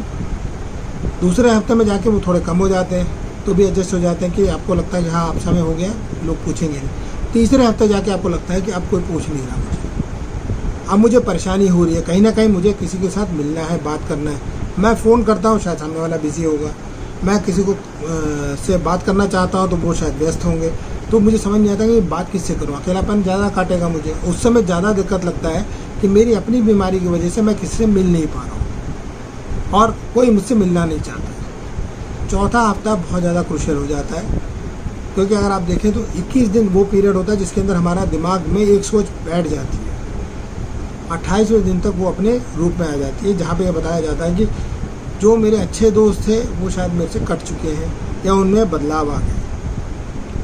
जब मैं उनसे मिलने भी जाऊंगा दफ्तर में वापस 5वें हफ्ते, तो मुझे उतनी खुशी नहीं होगी, क्योंकि उनका बर्ताव में थोड़ा सा फ़र्क दिखता है। वो है नहीं, मेरे सोच में और मेरे देखने पे है। जब मैं 2 हफ्ते और चला जाऊंगा दफ्तर में तो मुझे नॉर्मल लगेगा, मगर वो जो पहला 2 से 3 दिन होता है वो बहुत परेशानी वाला होता है। अगर आप सोच के देखिए कोई लंबी बीमारी में हो, उसके साथ तो और ज़्यादा प्रॉब्लम है। जो बिस्तर में लेटा हो, जो व्याधियों से ग्रसित हो, उसको और ज़्यादा दिक्कत होगा। तो ये जो व्याधि आती है इसलिए आती है क्योंकि हम लोगों ने अपना सोच अपने साथ जोड़ रखा है। अगर मैं सोचूं कि मेरे साथ समाज ना है, ना रहेगा, मुझे समाज की ज़रूरत है या समाज को मेरी ज़रूरत है, वो तब आता है जब मैं समाज को कुछ दे पाता हूँ। मैं क्या दे पाता हूँ और मेरी सोच कैसी है, उसके ऊपर और उसके अनुसार मेरा व्यक्तित्व में बदलाव आएगा। अगर बीमार आदमी भी होगा, अगर आप सोचिए कि आपको लिखने का शौक़ है, आप ब्लॉग लिखिए। व्हाट्सएप के चैट से बहुत ज़्यादा कुछ होता नहीं है, क्योंकि वो क्रिएटिव नहीं है, वो कोई आपको क्रियात्मक रूप से बदलेगा नहीं। जब आप लिखना शुरू करते हैं, जब आप पढ़ना शुरू करते हैं, तो आपका सोच और विचार में बदलाव आएगा। बहुत सारे ऐसे होते हैं जो बहुत सारे लेक्चर सुनते हैं, बहुत सारे व्याख्याएँ होती हैं, या ग्रंथों के ऊपर जिसने बोला है, या साइंस के ऊपर किसी ने बोला हो, न्यू डेवलपमेंट के ऊपर बोला हो। पॉलिटिक्स वो चीज़ नहीं है जो बहुत एंटरटेनिंग होता है, वो आपको क्रिएटिव नहीं बनाता, वो आपको बांध देता है, कोई ना कोई एक विचारधारा के साथ बांधता है। जब आप कॉन्सेप्ट को बड़ा करते हैं, सोच को बड़ा करते हैं, तो आप देखते हैं कि आपके विचारधारा में भी बदलाव आएगा। जब तक आप छोटे चीज़ों पर सोचेंगे, आपका दायरा जो होगा वो पॉलिटिकल होगा, रिलीजियस होगा, मतलब धार्मिक होगा। हम लोग धार्मिक की बातें करते रहते हैं। अब जब धर्म की बातें करेंगे तो वो रुकावट है, क्योंकि हर आदमी हर धर्म को नहीं मान पाएगा, हर आदमी हर धर्म के विचारों को नहीं मान पाएगा, तो वो बदलाव लाता है। क्या मैं धर्म से उठ के बात कर सकता हूँ? क्या मैं पॉलिटिक्स से उठ के बात कर सकता हूँ? हमारे पास क्या वैरायटी ऑफ चीज़ें हैं जो हम दे सकते हैं? अगर नहीं हो पाता, क्या मैं कोई नया ज्ञान अर्जित कर सकता हूँ? ये सारी चीज़ें होती हैं जब बीमार हो तो करना चाहिए। ये मैं अपने एक्सपीरियंस से बता रहा हूँ, क्योंकि मैंने सबसे ज़्यादा पढ़ाई या सबसे ज़्यादा काम उस समय किया जब मैं बीमार था या तबीयत खराब रहती थी या वो स्थिति या परिस्थिति होती थी। अब पिछले साल जैसे कोविड का दौरान था, सबसे ज़्यादा पढ़ने का काम उसी दौरान मैंने बहुत किया। अगर कहा जाए तो मैं करीब 9 से 10 घंटे मेरी पढ़ाई का काम चलता था, और बाकी चीज़ें लेक्चर्स करते थे, फिर डिस्कशंस होती थी, मीटिंग्स होते थे, जहाँ पे हम लोग क्रिएटिव चीज़ें कर सकें। हम सोचेंगे दुनिया बदल जाएगी, नहीं, हम बदलेंगे तो दुनिया बदलेगी। वो सोच हमें लाना पड़ेगा, वरना स्ट्रेस में आप देखिएगा तो 84% लोगों को तो किसी भी दफ्तर में, आप चाहे प्राइवेट में हो, प्राइवेट वाले प्राइवेट से परेशान है, गवर्नमेंट वाले गवर्नमेंट से परेशान है, और हर आदमी कहता है कि भैया मेरी नौकरी में उतनी खुशी नहीं जो मैं चाह रहा था, मैं बहुत तनाव में हूँ। मैं खुद इनकम टैक्स में रहा हूँ, छोड़ के बाहर निकला हूँ, और मेरे बहुत सारे मित्र आज भी हैं, जहाँ पे बात होती है तो वो सारे तनाव में ही रहते हैं। वो इसलिए कहते हैं कि हमें समय ही नहीं मिल पाता। और जब मैं दफ्तर में भी था तब भी मैं खुश था, क्योंकि बहुत सारे वो कार्य कर पाता था जो मुझे इच्छा होती थी करने के लिए। थ्रू प्रॉपर चैनल जाता था, करके आता था, तो मुझे अच्छा लगता था कि हाँ, मैं अपने काम में तो लगा हूँ, जो ऑफिस का कार्य है वो कर लूँगा, और उसमें मुझे कोई दिक्कत नहीं होती थी। और दूसरा चीज़ ये होता है कि हम लोगों को लगता है कि हमारे साथ कोई टीम नहीं है, कि मेरे साथ कोई नहीं है, साथ कोई होता नहीं है, हमको चलना अकेले पड़ता है, साथ लोग आ जाते हैं। और वो अगर आप देखें तो स्टैटिस्टिक्स ये बताता है कि 46% लोग जो हैं वो ये सोच के चलते हैं कि लोग हमारे साथ नहीं हैं। क्या मैं लोगों के साथ हूँ, या क्या लोग मेरे साथ चलना चाहेंगे? वो मुझे सोच बदलनी पड़ेगी। अब वही चीज़ आप देखेंगे, लैक ऑफ एम्प्लॉयर सपोर्ट जो होता है, वो लगता है कि हमारे जो एम्प्लॉयर है वो हमें सपोर्ट नहीं करते, या हमारे बॉस या सीनियर्स हमें सपोर्ट नहीं कर रहे हैं। तो वो जो चीज़ होता है वो हमें बहुत ज़्यादा तनाव देता है, क्योंकि हम लोग अमूमन 8 से 10 घंटे दफ्तर में बिताते हैं, 12 से 14 घंटे घर पे बिताते हैं, और उसी के कारण हमारा तनाव जो है ऑफिस का सबसे ज़्यादा रहता है, घर का उसके साथ ऐड ऑन होता है। और घर का जब टेंशन होता है तो हम लोग एक्चुअली खुश नहीं हो पाते बहुत जगहों पे, क्योंकि ऑफिस का स्ट्रेस लेके हम घर जा रहे हैं, और जब घर पे स्ट्रेस होता है तो घर का स्ट्रेस लेके दफ्तर आते हैं। आप दो जगह का तनाव आप लेके बैठे हैं, एक टेम्पररी है, एक परमानेंट है। आप दोनों का आप मिक्स करेंगे तो बहुत अलग तरीके का रूप बनेगा उसका, जो आपको क्रियात्मक कभी नहीं बनने देगा। दूसरा चीज़ ये लगता है कि हम लोगों को 55% लोगों का जो था, जो सिग्मा का था, उन्होंने ये बोला था कि वर्क प्लेस में वेलनेस प्रोग्राम नहीं है, हेल्थ प्रोग्राम्स नहीं होते हैं। डेफिनेटली ये चेंज हुआ है, 2018 से बाद में बहुत चेंजेस हुए हैं, जहाँ पे लोगों ने वेलनेस पे गौर किया। अमूमन 2020 और 21 के अंदर, जो पिछले साल और इस साल में काफ़ी ज़्यादा वेलनेस प्रोग्राम्स हुए, जिसके अंदर लोगों ने बहुत ज़्यादा प्रोग्राम्स ऑनलाइन में योग और बाकी क्रियाओं पे किए, जो शरीर और मन पे दोनों पे कार्य करें। यही मैं आपको बताया जा रहा हूँ, स्ट्रेस अपना में कुछ नहीं करता है, हमारे अपनी पसंद है, हम उसको किस प्रकार लेना चाहते हैं। क्या मैं उससे लाभ ले सकता हूँ या मुझे उससे दुखी होना है, वो चॉइस मेरा है। जो मैंने आपको बताया, हमारे घर में अगर परिवार में शादी हो या हमारे बच्चे का एग्ज़ाम हो गया, तो हमें टेंशन होती है कि बच्चा एग्ज़ाम सही करेगा नहीं करेगा। अभी हम लोगों को था 12वीं का, जब एग्ज़ाम का आ रहा था तो बहुत सारे पेरेंट्स को डर था। उनको ये था कि पता नहीं बच्चे पास होंगे नहीं होंगे, कितना नंबर मिलेगा नहीं मिलेगा, कॉलेज में एडमिशन कैसे होगा। तो ये जो टेंशन था, ये एक तरीके से पॉजिटिव है। शादी में भी हम करते हैं ना, तनाव होता है, अरे सही हो जाए, बारात सही टाइम पे आ जाए, सामान सही लग जाए। सबसे बड़ा एग्जाम्पल हमारे यहाँ जो होता है वो शादी होती है। बाकी जितने त्यौहार होते हैं हम लोग शॉपिंग करते हैं, सामान ले आते हैं, मगर शादियों में जितना व्यवस्था हम करने की कोशिश करते हैं परिवार में जब होता है, वो उतना तनाव में भी हमें खुशी मिलती है। और हमें तनाव ये रहता है कि गलती ना हो जाए, कोई बुरा ना माने। वही चीज़ बच्चे के साथ भी होता है। जब बच्चा जाके लिख के आता है, अरे ये क्वेश्चन मिस ना कर जाए, उसका ग्रेड इतना था, अब ग्रेड से नीचे ना आ जाए, कॉलेज का लास्ट कट ऑफ लिस्ट इतना था, जैसे रिज़ल्ट आता है और अच्छे रिज़ल्ट आते हैं हम बड़े खुश होते हैं, और अगले पल फिर परेशान होते हैं कि इस रैंक के साथ क्या उसे एडमिशन मिलेगा नहीं मिलेगा। अगला तनाव। जब शादी होती है, अरे इसके बाद परिवार कैसे रहेगा, परिवार में दोनों लोग संबंधी अपने आप से, मतलब जो हस्बैंड एंड वाइफ है वो कैसे मैनेज करेंगे, उसके बाद उनका लाइफ कैसे चलेगा, उस पर स्ट्रेस रहता है, उसके बाद दिनचर्या में स्ट्रेस रहता है, फिर फैमिली के साथ जुड़ाव कैसे होता है उस पर स्ट्रेस रहता है। तो ये सारी चीज़ें हम लोग पॉजिटिव नेगेटिव किस रूप में लेते हैं वो मैटर करता है। यही चीज़ें यू स्ट्रेस वो होता है जो पॉजिटिव देता है। हम लोगों को बहुत ज़्यादा डिस्ट्रेस जो होता है वो परेशानी देता है, और ये यू स्ट्रेस जो होता है बहुत शॉर्ट टर्म के लिए होते हैं। जैसे मैंने कहा, परीक्षा का रिजल्ट आया, बहुत अच्छा लगा, शादी होगी, बहुत अच्छा लगा, मुझे कोई अवार्ड मिलता है, थैंक यू कहते हैं, कॉन्ग्रेचुलेट कहते हैं, अगले दिन सब भूल जाते हैं, मैं भी भूल जाता हूँ। ज़िंदगी चलती रहती है। परेशानी ये होती है कि हमसे क्या कार्य हो रहा है जिससे सबको फल मिले और फ़ायदा हो। अगर मैं वो सोच लेके चलूँगा तो मैं हर समय यू स्ट्रेस में रहूँगा, वरना मैं डिस्ट्रेस में रहूँगा। अरे मेरे साथ कुछ हो नहीं रहा, मैं कुछ कर नहीं पा रहा हूँ, लॉकडाउन हो गया, क्लासेस नहीं हो रहे हैं, तो ये परेशानी वाली बात है। आप भी सोच के देखिए, दफ्तर में जा रहे हैं, थोड़े लोगों से मुलाकात होगी, क्लाइंट से मुलाकात होगी, थोड़े सीए से मुलाकात होगी, कुछ तो बातचीत होगा, कुछ ना कुछ क्रियात्मक होगा, कुछ ना कुछ चैलेंजेस आएंगे, वो सारी चीज़ें नहीं मिल पाती। तो हम क्या उसको पैटर्न को बदल नहीं सकते हैं क्या, जहाँ पे हम लोग नया सोच ला पाएँ। जैसे अब मैंने कहा कि starting a new job voluntary, receiving a promotion और राइज, जैसे आप लोगों को अभी प्रमोशन मिला, हॉलीडे पे जाना, moving into a new house, नया चीज़ समझना, रिटायर होने से पहले जो एक स्ट्रेस होता है, घर खरीदने से पहले, बच्चा होने से पहले, ये सारे जो चीज़ें हैं वो पॉजिटिव स्ट्रेस है। हमारे परिवार का सबसे प्यारा आदमी या इंसान हमारे से बिछड़ जाए तो हमें बहुत दुख होता है, वो नेगेटिव है। उस समय अगर हमें वैराग्य आता है तो क्या मैं वापस उसको पॉजिटिव में ला सकता हूँ कि नहीं, वो मेरा अपना सोच है। फाइनेंशियल चैलेंजेस, ये पिछले साल बहुत लोगों ने बहुत कुछ देखा और समझा, और बहुत सारे आराम से उससे निकल भी आए। कुछ परेशानी रही मगर उससे निकल के ज़रूर आए। Major injury and personal injury जो होता है, इसमें सबसे ज़्यादा दिक्कत होती है, जहाँ पे मुझे लगता है कि मुझे लोग छोड़ गए। जो मैं पिछली बार बता चुका हूँ कि लोग मेरे साथ कितने हैं या कितने नहीं, ये मेरे ऊपर या मेरे विचारों के साथ जुड़ा हुआ है। क्या मैं उतनी गहराई तक जा सकता हूँ कि नहीं।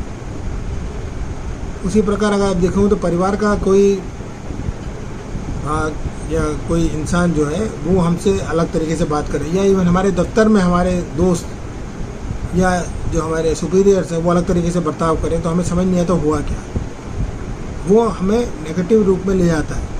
उसमें हमें टाइम लगता है, क्योंकि हमको जब तक वो क्लियर नहीं होगा कि वो स्ट्रेस है या यू स्ट्रेस, या मुझे खुशी का माहौल मिल सकता है, क्या मैं इसको परिवर्तित कर सकता हूँ कि नहीं, तब तक मुझे स्ट्रेस रहेगा।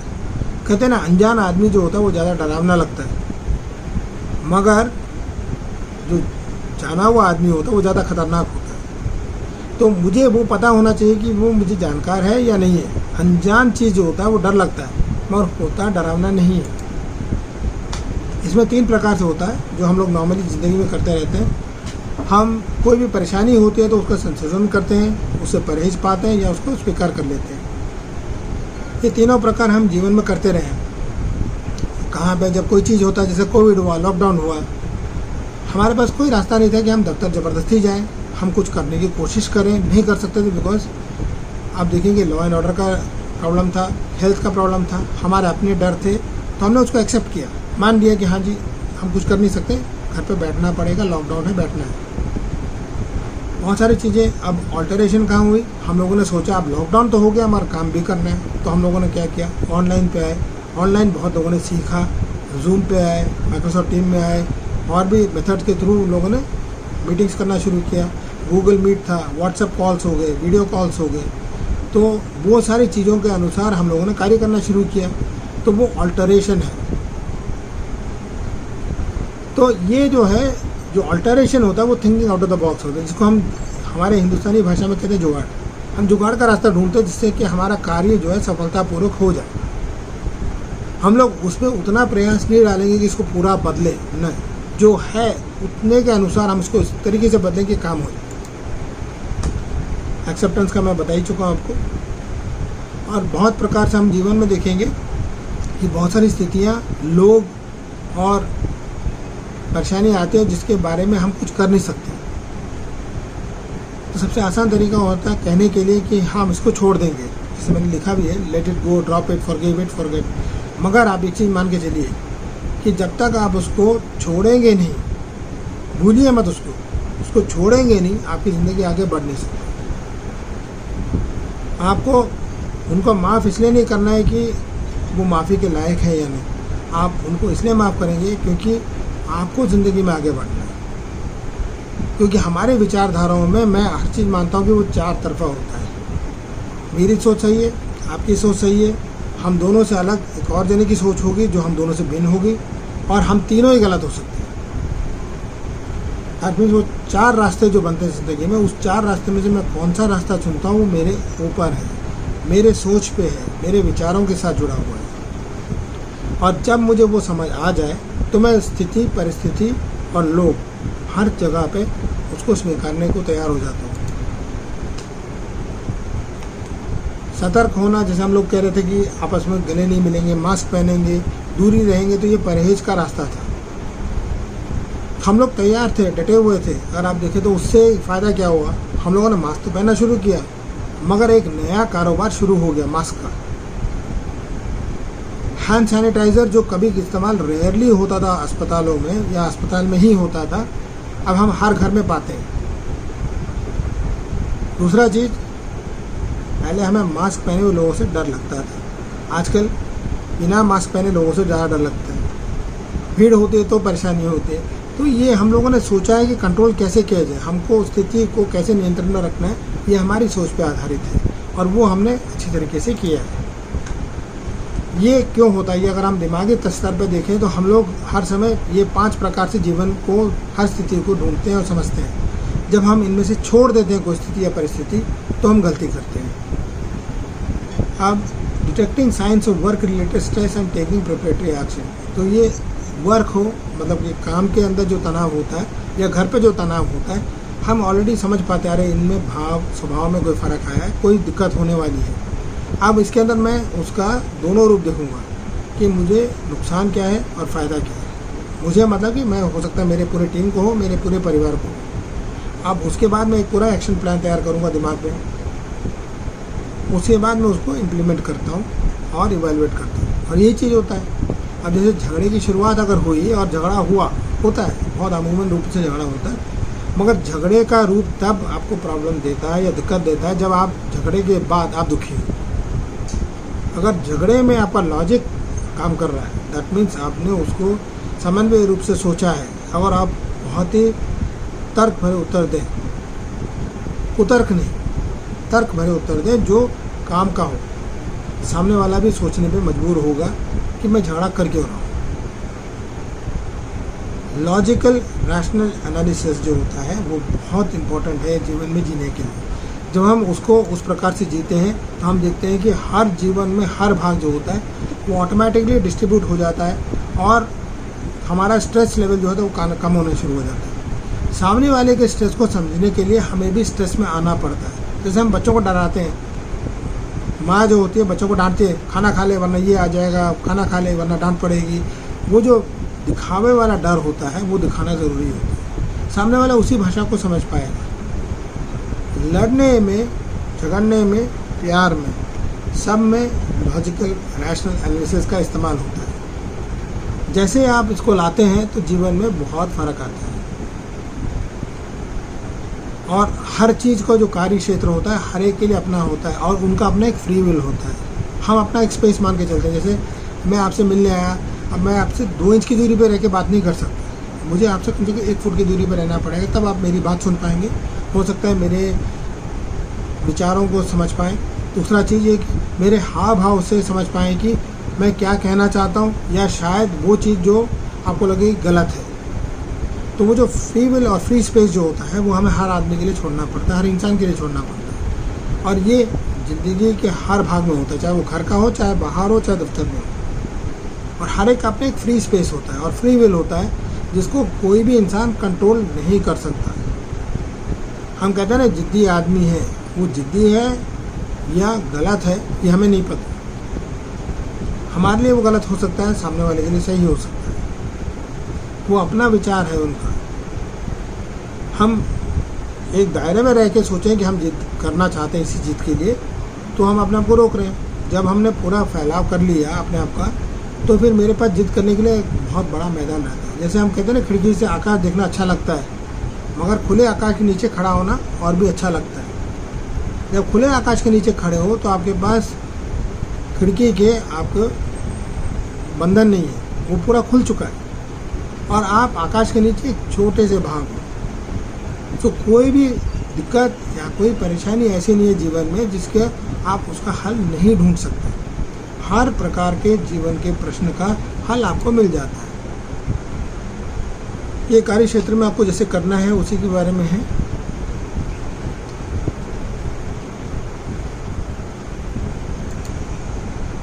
डाइट एंड स्ट्रेस ये बहुत महत्वपूर्ण भाग है, क्योंकि हमारे शरीर में बहुत सारे हार्मोन जो काम करते हैं। तनाव की वजह से अगर आप देखें, लोगों को आजकल थायराइड बहुत कॉमनली हो रहा है, बहुत ज़्यादा आपको डायबिटीज़ मिल जाता है, बहुत ज़्यादा आपको हार्ट प्रॉब्लम्स मिल जाते हैं, बहुत ज़्यादा आपको यूटीआई प्रॉब्लम्स मिल जाते हैं।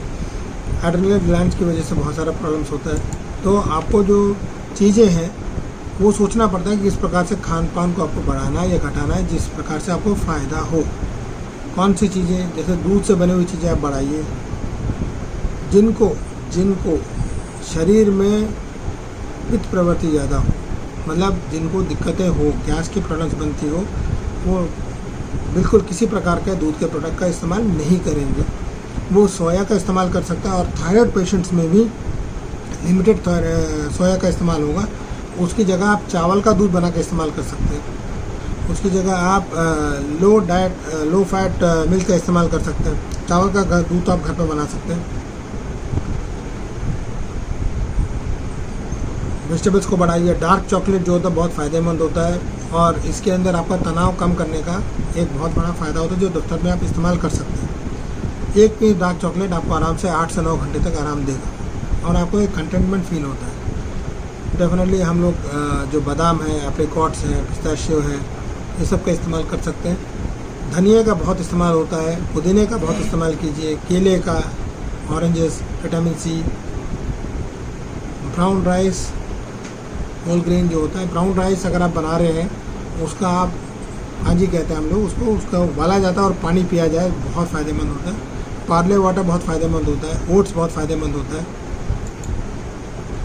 इनको आप जितना बंद करें उतना फ़ायदा है। चीनी, रिफाइंड कार्बोहाइड्रेट जो होते हैं, जितने प्रकार के तेल होते हैं उसको जितना कम किया जाए। कोल्ड ड्रिंक्स को बंद कीजिए, अल्कोहल बंद कीजिए, आर्टिफिशियल शुगर, कैफ़ीन, ये सबको जितना कम करें उतना फ़ायदा है। आप खांसी चीनी का इस्तेमाल कर सकते हैं, गुड़ का इस्तेमाल कर सकते हैं, शहद का इस्तेमाल कर सकते हैं। ये सारी चीज़ें आपको ज़्यादा फ़ायदा करेगा बनस्पत सादे चीनी के साथ। कम से कम हम लोग अब नींद की बात करना चाहेंगे तो नींद हमारा जो होता है 8 से 9 घंटे मान के चलते हैं। उसका एक 3 भाग होता है और ये 3 भाग जो होता है उसमें सबसे बड़ा भाग जो होता है वो होता है जहाँ पे मैं लेटता हूँ। बहुत कम लोग होते हैं जो लेटते ही सो जाते हैं। जब तक कि आदमी इंसान बहुत बुरी तरह थका ना हो या शरीर टूट ना रहा हो तब तक वो सो नहीं पाता। बाकी तो ये होता है कि हम लोग जो होता है गहरी नींद में जाने से पहले करवटें बदलते हैं, बुध बदलते रहते हैं, सपने देखते हैं, बहुत सारी चीज़ें होती हैं जो एक स्लीप साइकिल में काम आता है या होता है। और इसमें अगर आप देखें तो जो 50% जो होता है स्टेज 2 का होता है, 30% जो होता है पहला, तीसरा और चौथे का होता है, और जो बचा होता है वो 20% जो होता है आरएम स्टेट होता है।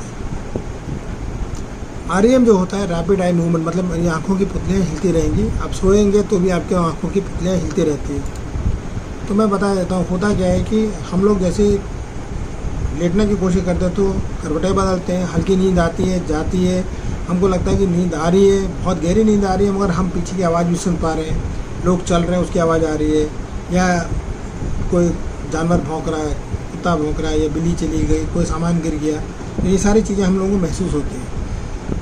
और उस समय हम लोग देखते हैं कि हमारे पैरों में दर्द होना शुरू हो जाता है, ऐंठन शुरू हो जाती है, क्रैम्प्स होने शुरू हो जाते हैं, और झटके से हम उठना शुरू हो जाते हैं। ये सारी चीज़ें जो होती हैं शुरुआती दौर पे होता है। दूसरा जो होता है कि हमारे आँखों की मूवमेंट, पुतलियों की मूवमेंट जो होती है वो बहुत कम हो चुकी होती है, और इसके अंदर हम लोग जो होते हैं थोड़ी सी स्वप्नावस्था के दौर पे जाते हैं।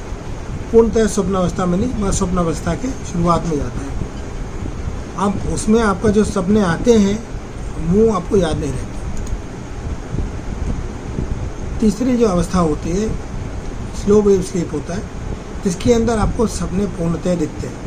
आपको एक मूवी की तरह, चलचित्र पट की तरह आप पूरे के पूरे आपको सपने दिखते हैं, जहाँ पे उसके आप भाग होंगे या कोई आपके जानकार होंगे या अनजाने लोग होंगे। एंड ये जो चीज़ें होती हैं ये थोड़ा स्पीड बढ़ता है, और जैसे वो ख़त्म होता है आप गहरी नींद में चले जाते हैं। वो चौथा स्टेज होता है जहाँ पे आपको नींद आती है। ये तकरीबन 1 से सवा घंटे का होता है। ये सबसे महत्वपूर्ण भाग है, जहाँ पे अगर आपको झटके से किसी ने उठा दिया तो आप पूरा दिन थके हुए महसूस करेंगे, शरीर टूटेगा और दिक्कतें बहुत होंगी। सर में दर्द होगा, जुकाम होगा, खांसी खूब होगी, गला सूखेगा। ये सारी चीज़ें जो है डीप स्लीप में है जाने की जगह, मतलब गहरी नींद की अवस्था से अगर कोई उठा दे आपको झटके से तो दिक्कतें आएंगी।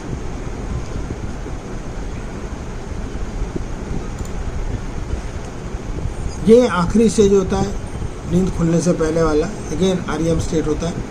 अब इसके अंदर जो होता है आंखों की पुतलियाँ फिर घूमनी शुरू हो जाती है, ब्लड प्रेशर धीरे धीरे करके राइज करना शुरू होता है। जो इसके पिछली स्टेज थी गहरी नींद वाली, उसमें आप देखोगे कि आपका रक्तचाप जो है सबसे कम अवस्था में होता है। ये अवस्था से जैसे निकल के आप REM स्टेट में आते हैं, ये स्टेज बहुत ख़तरनाक भी है और बहुत फ़ायदेमंद भी है। आप देखेंगे REM स्टेट में, इस वाले स्टेज के अंदर ही मैक्सिमम हार्ट अटैक्स आते हैं, मैक्सिमम प्रॉब्लम्स होती हैं, मैक्सिमम आपको झटके से आप उठने की हैबिट होती है, जहाँ पे आपको लगता है कि मुझे पानी पीना, गला सूख गया, या कोई सपना देखा डरावना सा तो आप उठ गए। ये अवस्था वो होती है। तीसरा जो होता है कि हमारे शरीर के जो भाग होते हैं वो बहुत ही शीतल होते हैं। अगर आपको उसके समय में उठा दिया जाए आपको लगेगा मैं कहाँ हूँ, जो हम नॉर्मली पिक्चरों में देखते हैं मैं कहाँ हूँ, वो अवस्था आपको इस स्टेज में दिखती है।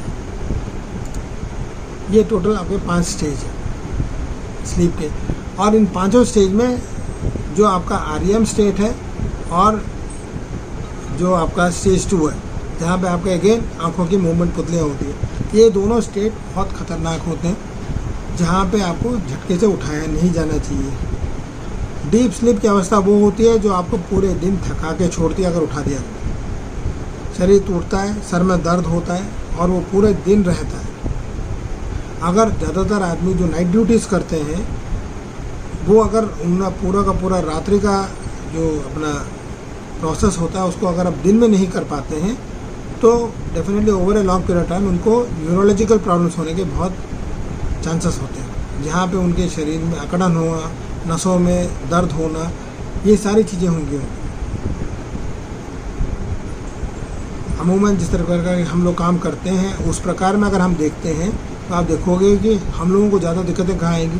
कंधों में दर्द, रीढ़ की हड्डी में दर्द, घुटने में दर्द, जांघों में दर्द, पैर के एड़ियों में दर्द होना, ये अमूमन हम लोगों को तब होता है जब हम झटके से उठते हैं। और आप देखोगे बहुत सारे लोग जो होते हैं वो 3 से 4 बजे के बीच में एक बार उठ जाते हैं, जो पूर्णतः रात को सो रहे हैं एंड 12-1 बजे सो रहे हैं, या कोई 11 बजे सो रहा है और सुबह 7 बजे तक या 6 बजे तक सो रहे हैं। जो आम आदमी 10 बजे सोता है और 5 बजे उठने की कोशिश करता है या उठता है, उनके अंदर आप देखोगे 2:30 से 3 बजे तक का जो टाइम होता है वो डीप स्लीप का होता है। वो डीप स्लीप आपको क्लियर रखना चाहिए कि आप कहाँ से उसको संभाल रहे हैं। अगर नहीं संभाल पाए तो दिक्कत देगा। हाँ, meditation and breathing. I think इसके बाद प्रेजेंटेशन तो मेरा है नहीं, तो हम लोग अपना कार्यक्रम कर सकते हैं।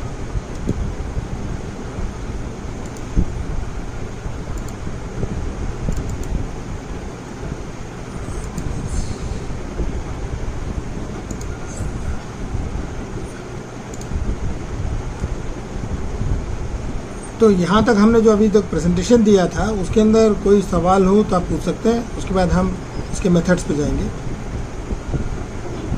किसी पार्टिसिपेंट को जो सर ने अभी तक बताया है, किसी को कुछ पूछना है प्लीज आगे आइए और पूछिए, क्योंकि ये जो चीजें सर बता रहे हैं आपको अन्य जगह नहीं मिलेगी।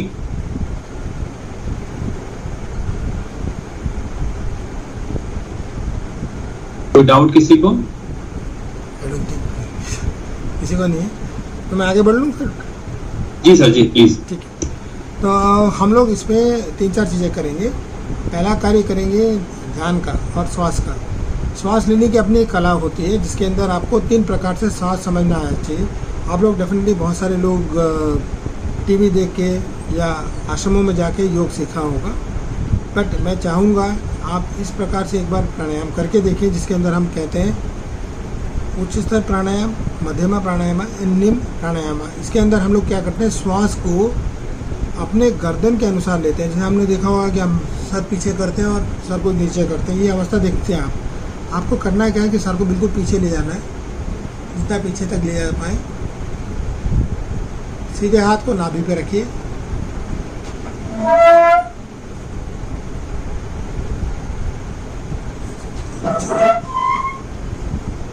नाभि पे रखेंगे। सर जितना पीछे जाएगा, अब आपको पीछे से सांस लेनी है गहराई से।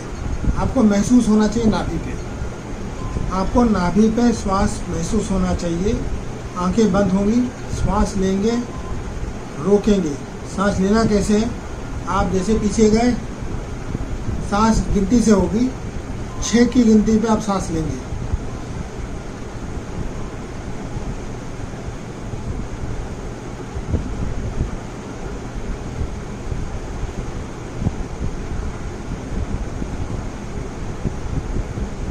इसी प्रकार से आप 6, 5, 4, 3, 2, 1 सांस छोड़ेंगे।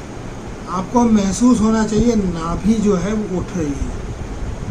अगर आपकी नाभि उठती है तो आपकी श्वास जो है वो गहरा जा रहा है और आपको तनाव और खिंचाव थोड़ा महसूस होगा छाती के स्थान पे और थोड़े आपके रिब केजेस के साइड्स पे आपको खिंचाव महसूस होगा। वो खिंचाव आपको महसूस होना ज़रूरी है।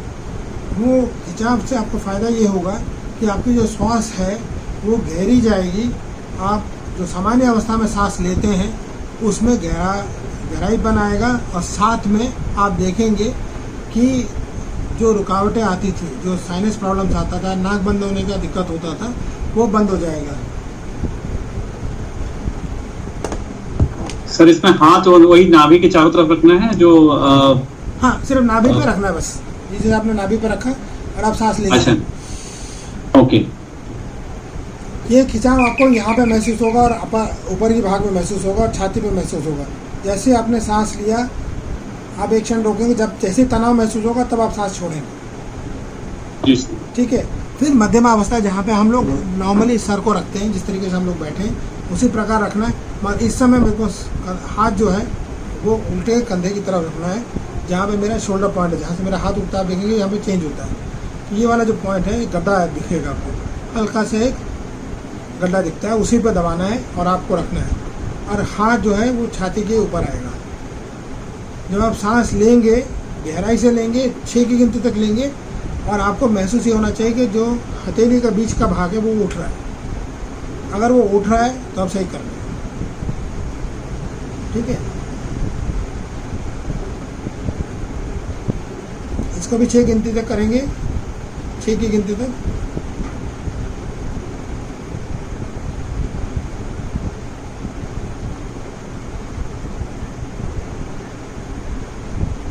छोड़ेंगे 6 की गिनती तक।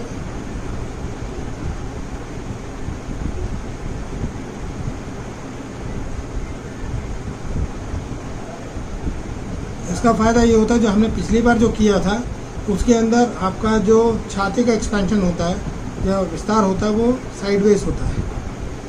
इस समय जब हम कर रहे हैं तो हमारा छाती का एक्सपेंशन सामने की तरफ होता है, ऊपर की तरफ होता है, नीचे की तरफ नहीं। क्योंकि हमारे अगर आप देखें तो फेफड़े जो होते हैं यहाँ से आते हैं, यहाँ तक जाते हैं। तो मेरा ये विस्तार होना ज़रूरी है, उसके बाद ये विस्तार होना ज़रूरी है। ये 2 भाग विस्तार होने के बाद अब मुझे जो करना है वो निम्न है। दैट मीन्स मैं छाती के बीच में रखूँगा। कहाँ रखूँगा? जो रिब के जुड़ता है, जहाँ पे बीच में आप देखेंगे गड्ढा है, यू है, इन्वर्टेड यू की तरह, उसके बीच में आप छाती के स्थान पे आप हथेली रखेंगे सीधे हाथ को और सर को नीचे करेंगे और सांस लेंगे।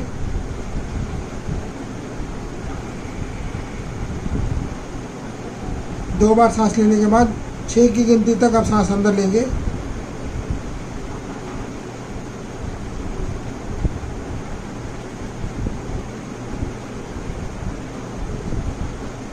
छोड़ेंगे,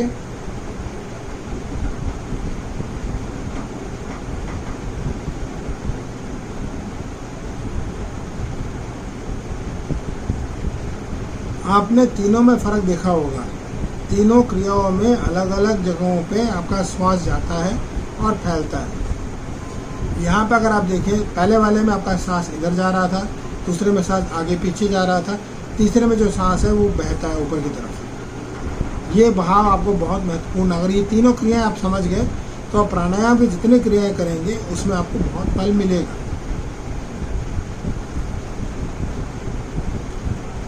और ये इसलिए बता रहा हूँ कुर्सी पे बैठ के, क्योंकि आप अमूमन दफ्तर में होंगे या घर पे होंगे, आप कुर्सियों पे बैठते हैं। हमारे घरों में आजकल ज़मीन पे बैठने का तो रीति है वो कम हो चुका है। ज़्यादातर घरों में आपको टेबल कुर्सियाँ मिलती हैं और वहीं पे आप बैठ के कार्य करते हैं। तो इसलिए टेबल या कुर्सी पे आप बैठिए और उस पर कर सकते हैं। ये दफ्तर पे भी आप आराम से कर सकते हैं। इसमें एक और फ़ायदा ये है कि आप खाना खाने के बाद भी कर सकते हैं।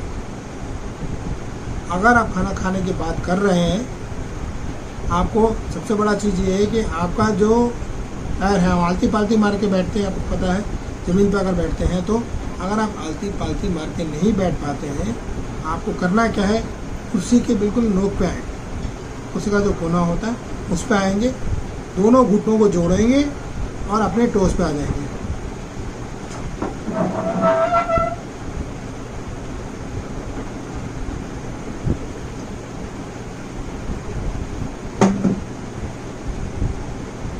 जैसे अब मैं कोने पे आ गया हूँ, ठीक है, और ये पैर जोड़ दिया।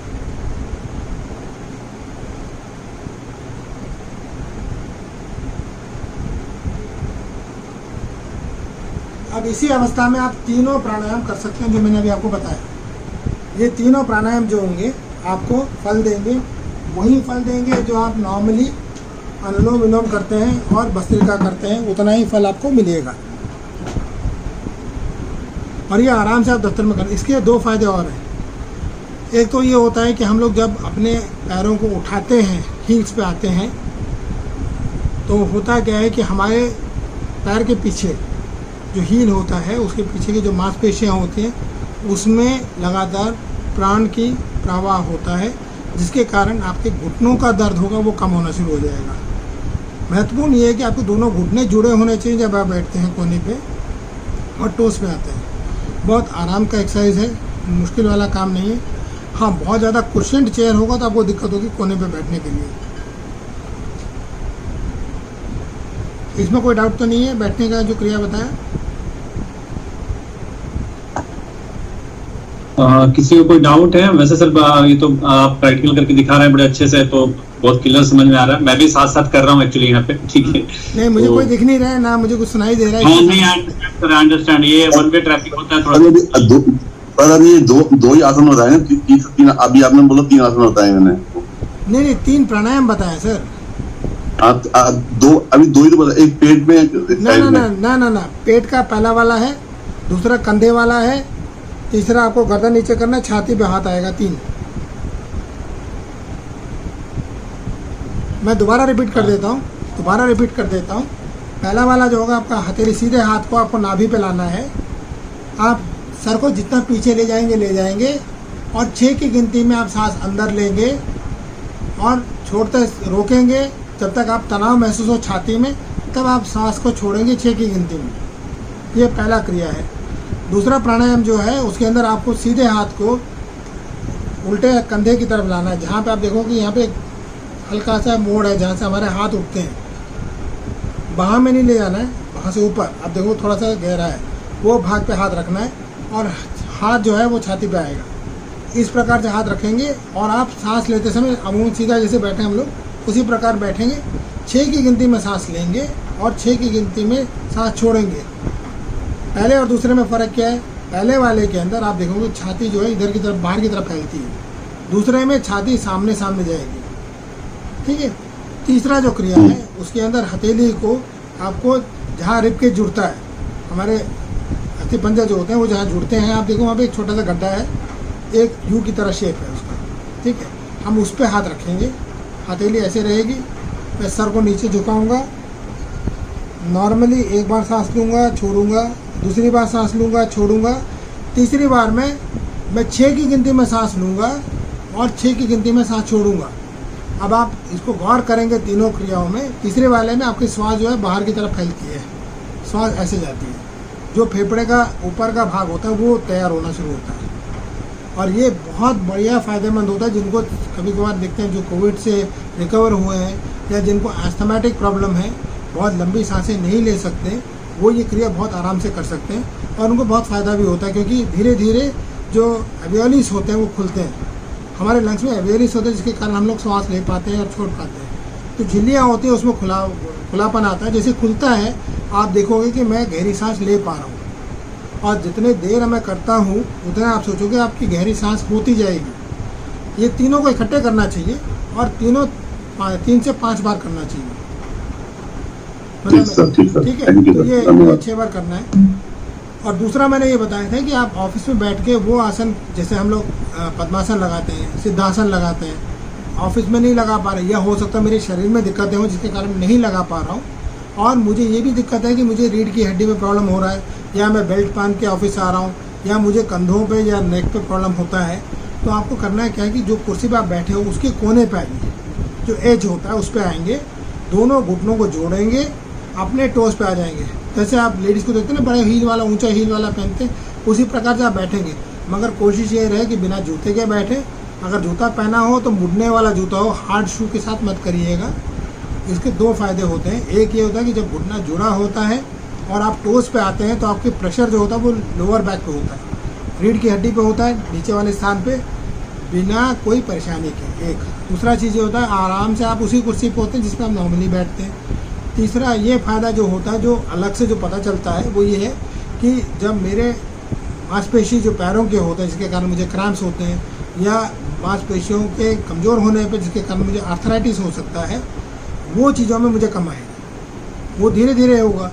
और अगर आप इन्हें 6 महीने तक करना शुरू कर लें तो आप देखोगे कि आपको बैठना आसान हो जाएगा और थोड़े दिन के बाद पैर बहुत आराम से मुड़ेगा। क्योंकि हम लोग कहते हैं कि पैर में जैसे हम कहते हैं लुब्रिकेशन होता है, हम कहते हैं ना पैर का तेल सूख गया, इसी कारण हमें गठिया की बीमारी हो गया। हाथों में भी ऐसे ही होता है। तो वो जो गठिया की जो बीमारी होती है उसको हमें अवॉइड करना है, उसको दूर रखना है, और साथ में हमारे अपने मांसपेशियों को मजबूत करना है। जैसे मैं टोस पे आऊँगा मेरे काफ मसल्स होंगे वो टाइट अप हो जाएंगे, टेंडो एचिलिस होते हैं वो टाइट अप हो जाता है, और जैसे ही मांसपेशियाँ टाइट होती हैं आप देखोगे कि उसकी रिकवरी फास्ट होती है, और जिनको वेरिकोस वेन है उनको बहुत फ़ायदा करेगा। 3 तो वो चीज़ें हैं जो प्रोमिनेंटली पता चलती हैं, बाकी चीज़ें आपके बीमारी के साथ संबंधित हैं। इसके अलावा अब जो करना है क्रिया, आपको जो करना है, आपको लगे बहुत ज़्यादा परेशानी हो रही हो, दफ्तर में बुलाया गया हो और आपको दिक्कतें हो रही हैं, बहुत ज़्यादा दिमाग में सोच विचार चल रहा हो, आपको करना कुछ नहीं है, हाथों को जोड़िए,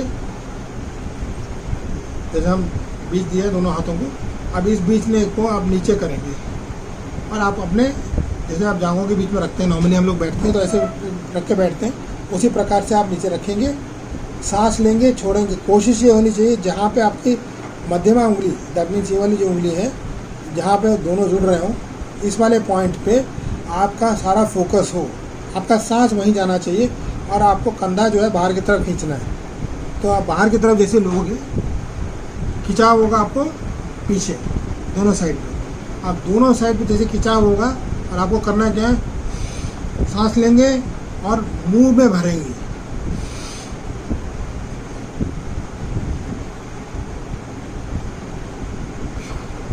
सांस छोड़ दीजिए मुंह से, फिर सांस भरेंगे,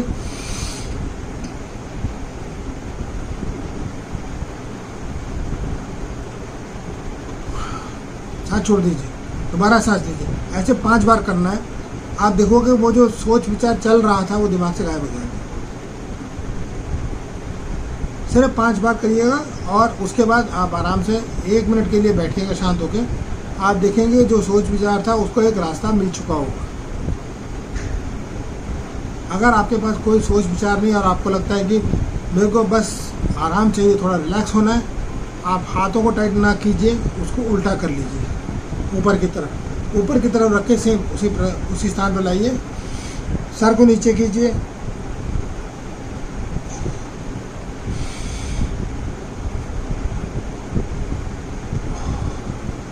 बच्चे आराम से करते हैं ये चीज़ें, आप देखेंगे। तो ये चीज़ें जो होती है, ये जो हमारे जबड़ों में जो टाइटनेस आती है वो तनाव का वजह है। गर्दन के पीछे जो तनाव होता है उसकी वजह से, पीठ पे जो तनाव होता है उसकी वजह से। आपका जब हाथ हम नीचे करते हैं तो हमारे दोनों शोल्डर्स पे जो तनाव महसूस होता है वो रिलैक्स होता है। हमारे मांसपेशियाँ हाथों के खुलने शुरू होते हैं, तो हम ये पकड़ रहे हैं तो हमारी खिंचाव महसूस होता है। ये अपने आप में एक खिंचाव, अपने आप में एक एक्सरसाइज है। अगर आप देखें तो मैं जितना इसको करता रहूँगा आप सोचेंगे उंगलियाँ बहुत सही होती जाएंगी। अब इसमें जो होता है बहुत सारे तनाव के रास्ते खुल जाते हैं। हथेली जो होता है हमारे पूरे शरीर को संभालता है, क्योंकि जो कुछ हम सोचते हैं दिमाग से वो सारे के सारे हमारे काम जो होते हैं वो हाथ से होते हैं, पैरों से होता है। हमें कहीं जाना होता है पैर से चलना शुरू कर देते हैं, साथ में कुछ सामान लेना होता है वो लेके चलते हैं। हमको बहुत सारी चीज़ें जो याद होती है तो हम लिखना शुरू कर देते हैं। तो सारी चीज़ें तनाव का या वो चीज़ें जो हम लोगों को सकारात्मक रूप से लेके जाएगा वो सारी चीज़ें हाथ से निकलेंगी। तो ये तीसरा मेथड हो गया था। अब मैं चौथे पे आता हूँ। यहाँ तक कोई डाउट हो तो बता दीजिए, क्योंकि मेथड तो बहुत सारे हैं तो इसलिए बोल रहा हूँ, मिस ना करें। जी सर, हम लोगों ने तो आपके बहुत सारे क्लास अटेंड किए फैक्टर के, तो सर जो और ये तो समंदर है जो ज्ञान है ये वाला, ठीक है। तो लेकिन सर जो भी बता रहे हैं आप लोग उसको करते रहिए प्रैक्टिस, और बहुत अच्छी चीज़ है। बॉडी का एनर्जी लेवल ही अचानक से चेंज हो जाएगा, 5 मिनट में ही बॉडी अलग से ही फील होने लगती है। हमने कई बार करते हैं जब, तो अभी जो आप लोगों ने किया होगा थोड़ा सा अपने आप में अंतर महसूस होता है। अचानक से लगता है कि अंदर से, बॉडी के अंदर से कहीं से कुछ ऊर्जा आ रही है बहुत ज्यादा। कोई डाउट है यहाँ तक प्लीज किसी को? चलिए मैं कंटिन्यू रखता हूँ, अभी तो साइलेंट ही हो सकता है बाद में डाउट आए। अगला जो मेथड करेंगे वो उन लोगों के लिए कारगर होगा जिनको लगता है कि पैर थक जाते हैं जिनके बहुत जल्दी। आप देखते होंगे, आपको लगता है कि जैसे पैर में जान नहीं है, चला नहीं जा रहा, या लगता है कि मैं गिर पड़ूंगा, बैलेंस नहीं मिल पा रहा है। होता क्या है कि उसमें एक तो बीपी का प्रॉब्लम हो सकता है, हार्ट का प्रॉब्लम हो सकता है, वेन्स का प्रॉब्लम हो सकता है। मगर आपको एक इंस्टेंट वे में कुछ करना हो तो सबसे आसान तरीका होता है, आप नॉर्मली बैठिए, जहाँ बैठे हैं उसी प्रकार से बैठेंगे। जैसे मैंने बताया, कुर्सी के कोने पे आएंगे, पैरों को जोड़ेंगे और टोस पे आ जाएंगे। टोस पे आने के बाद हथेली उठाइए, जो बीच का भाग होगा, आप देखते हैं यहाँ पे एक हल्का सा गड्ढा है, उसी दोनों गड्ढों को पकड़ेंगे और उसको दबाएंगे।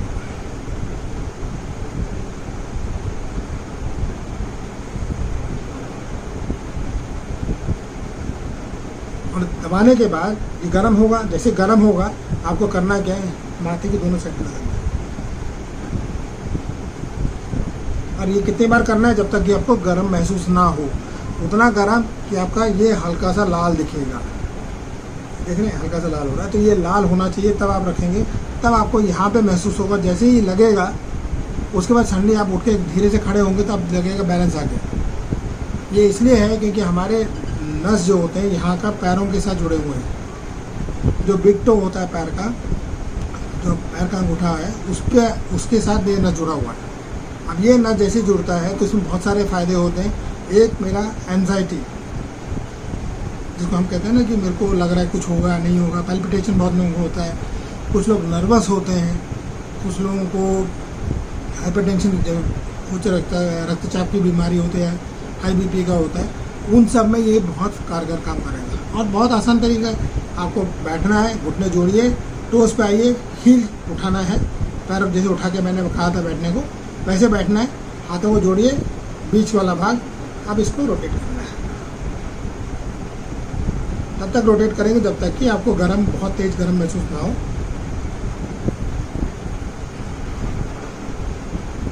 और उसको लगा लीजिए। आप ऐसे भी लगा सकते हैं, कोई दिक्कत नहीं है।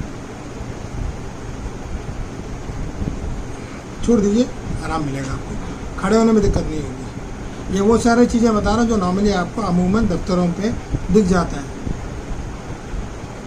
उसके अलावा जो दिक्कतें होती हैं, एक होता है कि ये मैं सारे वो चीज़ें बता रहा हूँ जो बाहर शरीर के दिखती हैं या महसूस होती हैं।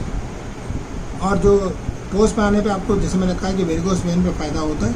दूसरा जो होता है आपको जो वेरिकोस वेन के लिए फ़ायदा करता है, आप अपने घुटने पे आइए। अब जैसे मैं एग्जांपल दिखा रहा हूँ, घुटना रखा हुआ है। अब इस पर आप देखेंगे तो यहाँ से 4 उंगली छोड़िए, कोई भी घुटना लीजिए, उस पर 4 उंगली छोड़ दीजिए। पांचवी जो उंगली पॉइंट है ये वाला, उस पर हाथ रखेंगे ये और आप दबाएंगे। और ये उसी अवस्था में करना है जैसे मैंने कहा कि कुर्सी में बैठना है, घुटनों को जोड़ना है, तो उस पर आना है, फिर दबाना है।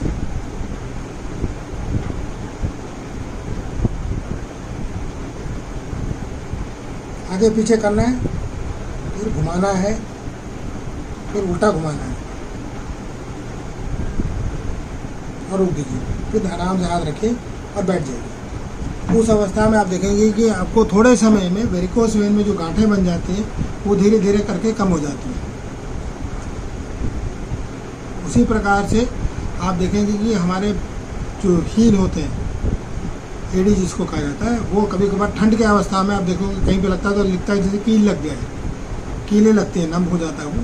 तो उसके लिए आपको करना क्या है, आपके जो एल्बो है, अब जैसे आपके दोनों पैरों में लगता है तो एल्बो से 4 उंगली छोड़िए, मतलब कोहनी से 4 उंगली छोड़िए। जो ये वाला चौथा उंगली जहाँ छोटी उंगली है उसको आप अंगूठा रखिए, ये वाला पॉइंट जो है अंगूठा रखेंगे और इसको दबाएंगे। हाथ आपका जितना पीछे जाएगा उतना जाएगा।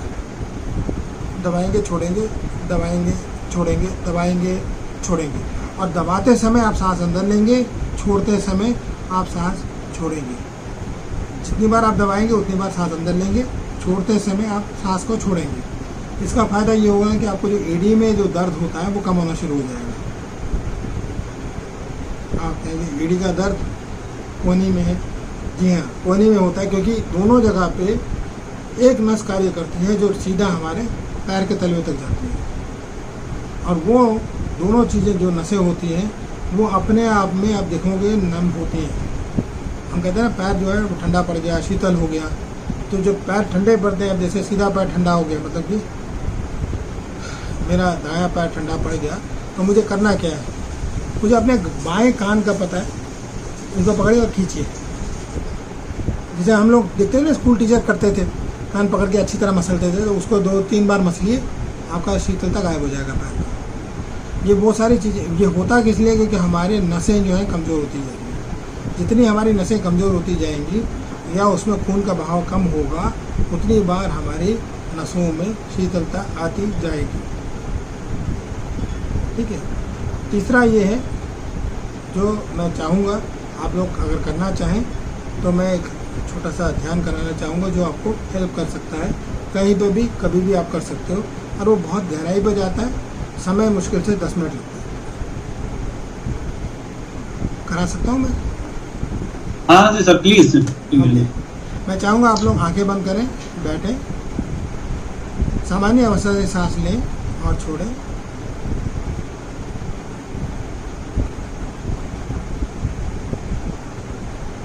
आपको कोई श्वास बदलना नहीं है, जिस प्रकार से आप सांस लेते हैं उसी प्रकार से लेते रहें और छोड़ते रहें।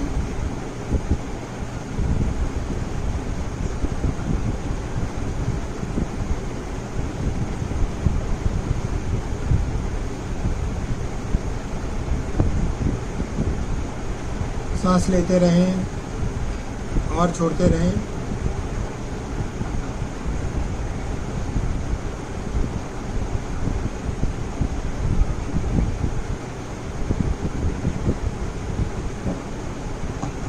सब लोग साथ साथ करते रहें प्लीज इसको।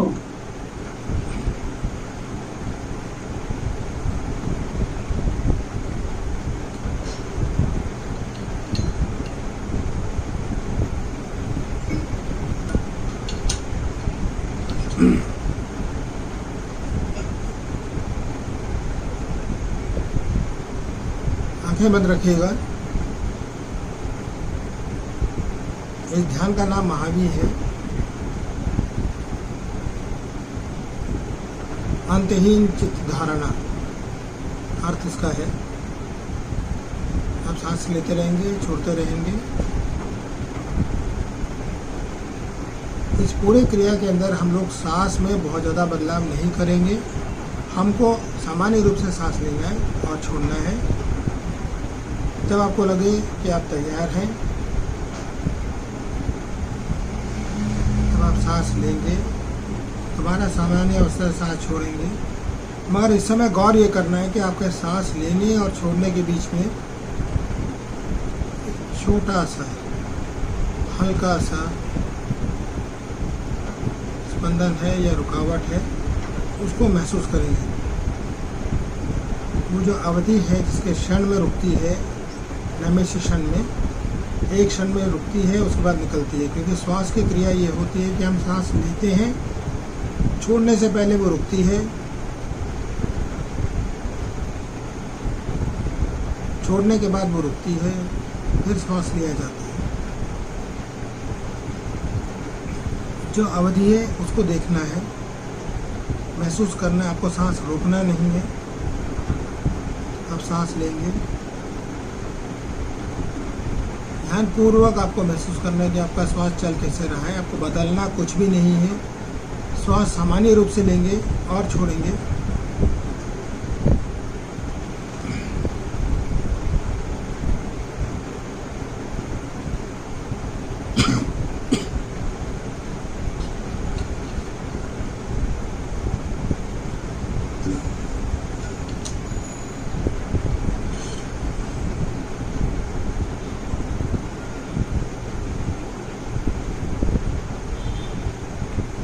आपने सांस लिया, छोड़ने से पहले जो अवधि थी उस पर गौर किया, श्वास को छोड़ दिया, फिर आपने सांस लिया,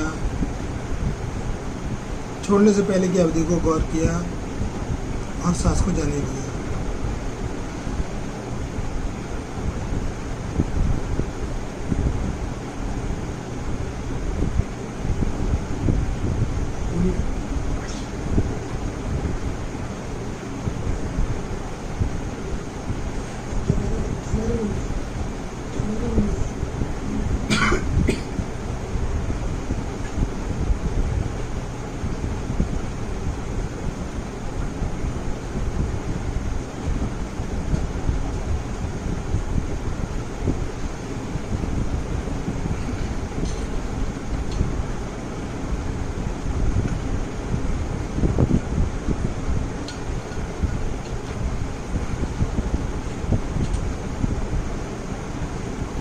सांस लेंगे,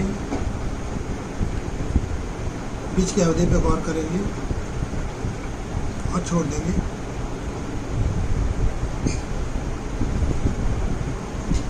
दोबारा सांस लेंगे, अवधि पे गौर करेंगे और छोड़ देंगे।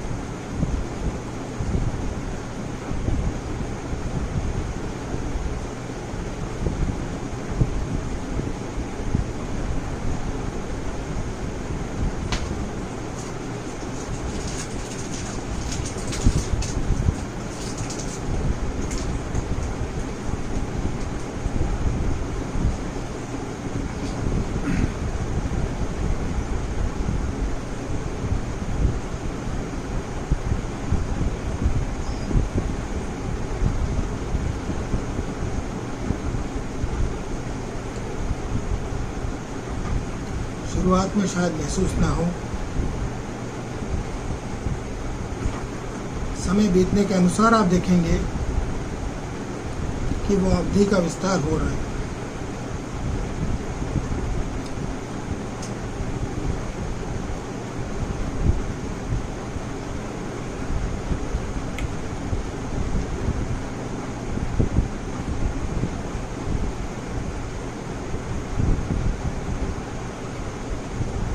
सामान्य अवस्था से सांस लेंगे, अवधि पे गौर करेंगे और श्वास को छोड़ देंगे।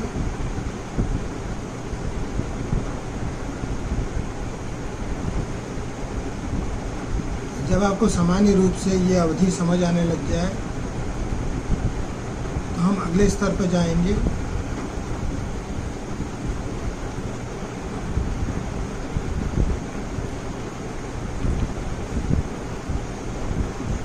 हम सांस लेंगे, अवधि पे गौर करेंगे, सांस छोड़ेंगे, अवधि पे गौर करेंगे, फिर श्वास लेंगे।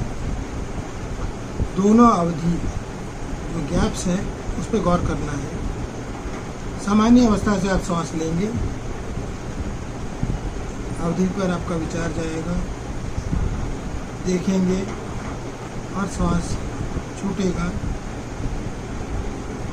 फिर अवधि पे आपका विचार जाएगा, देखेंगे और श्वास लेंगे।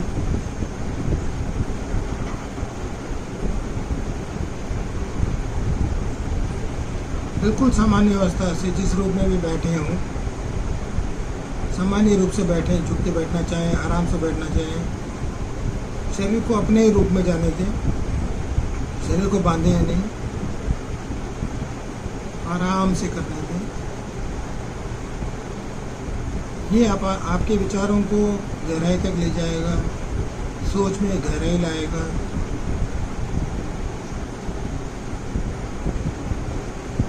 और विचार शून्य होने में मदद करेगा।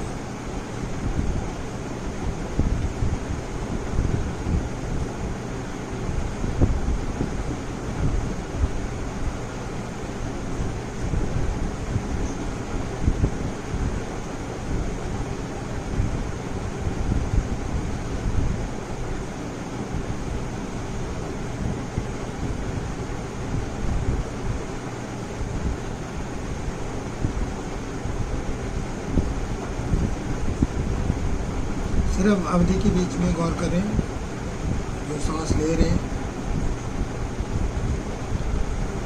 और छोड़ने के बाद की अवधि।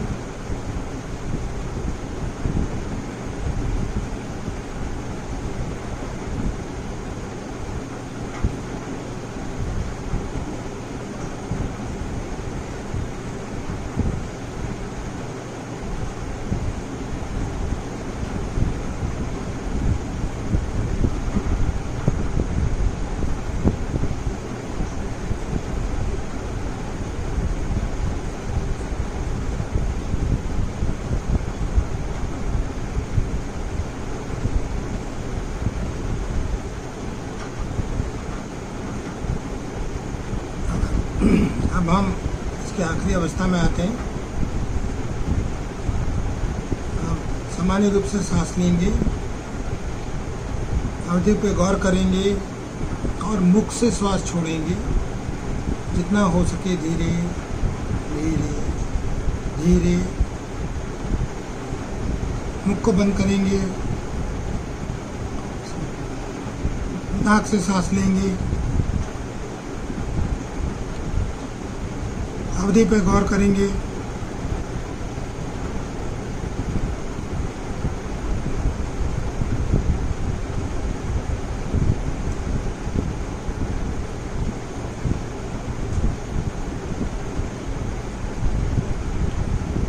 और मुख से श्वास छोड़ेंगे।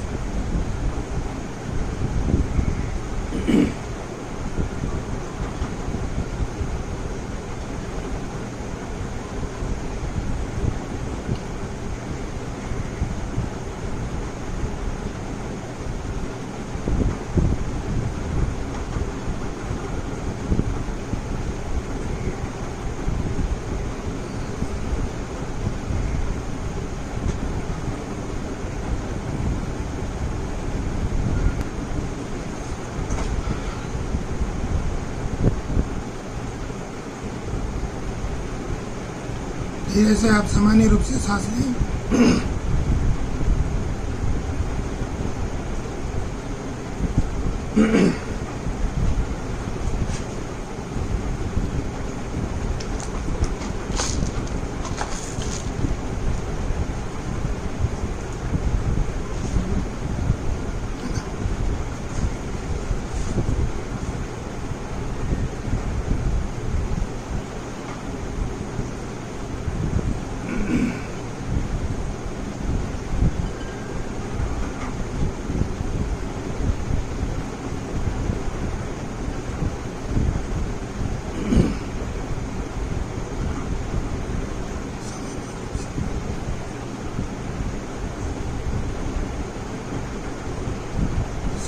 रूप से सांस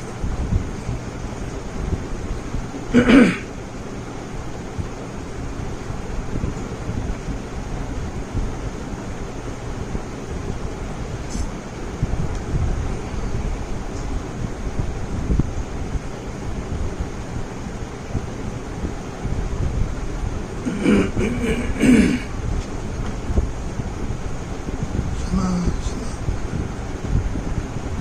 धीरे से आंखें खोलिए।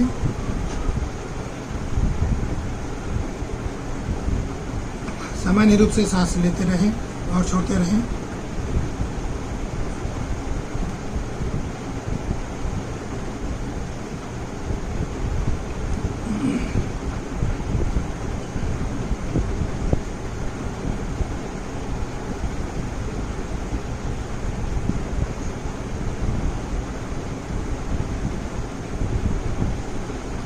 महसूस कीजिए कि कितना सांस आपका गहरा गया है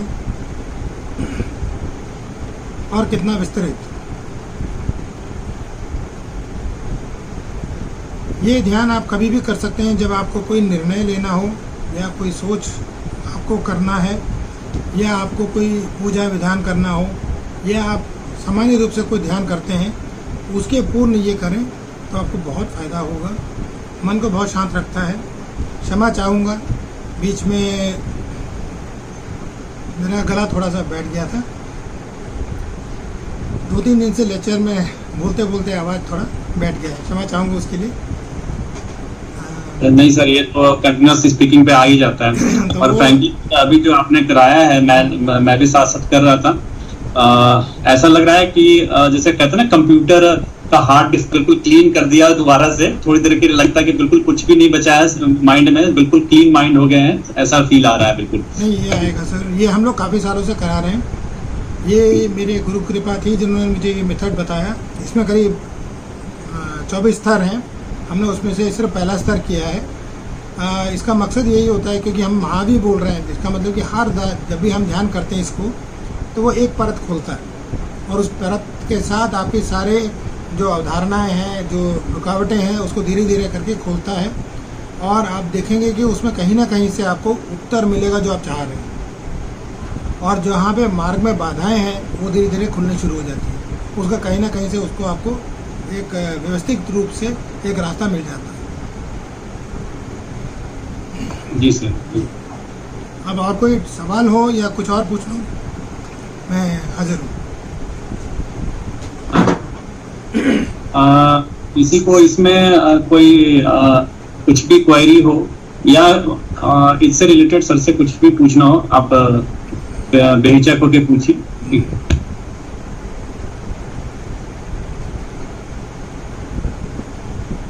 किसी पार्टिसिपेंट्स की अगर कोई व्यक्तिगत समस्या हो या कोई उसको उपाय पूछना हो तो भी स्वामी जी से पूछ सकते हैं।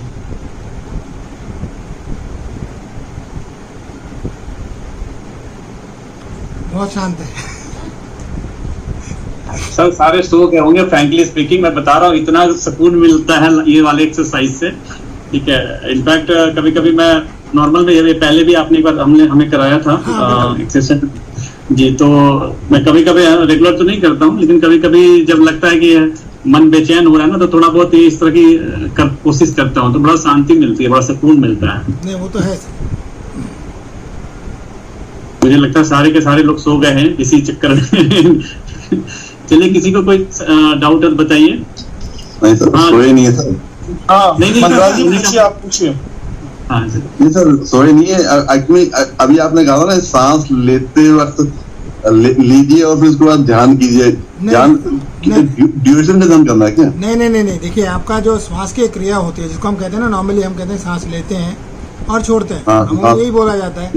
मगर होता क्या है कि अंदरूनी रूप से सांस जो होता है हमारे, अगर आप देखें तो पूरे दिन के अंदर, सबसे बढ़िया एग्जांपल बता सकता हूँ, बहुत आसानी से समझ जाएंगे। जब हमको जुकाम होता है, आप देखेंगे एक नाक बंद होता है, दूसरा नाक खुला होता है। जब आप सोने की कोशिश करते हैं तो करवट लेते हैं तो आराम से सो पाएंगे, क्योंकि एक नाक जो खुला हो वो आराम देता है। और कौन सा नाक खुला होने पे आपको आराम देता है?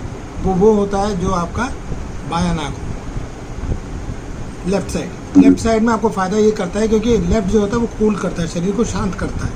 और राइट साइड का जो, दोनों साइड है हमारे पास, एक लेफ्ट साइड है, राइट साइड है। राइट साइड जो होता है शरीर को गर्मी देता है, शरीर की ऊर्जा रखता है और शरीर को अपने टेम्परेचर को मेंटेन करने में मदद करता है। ठीक है, जब हम सांस लेते हैं तो होता क्या है कि हम दोनों नाक से ले रहे होते हैं।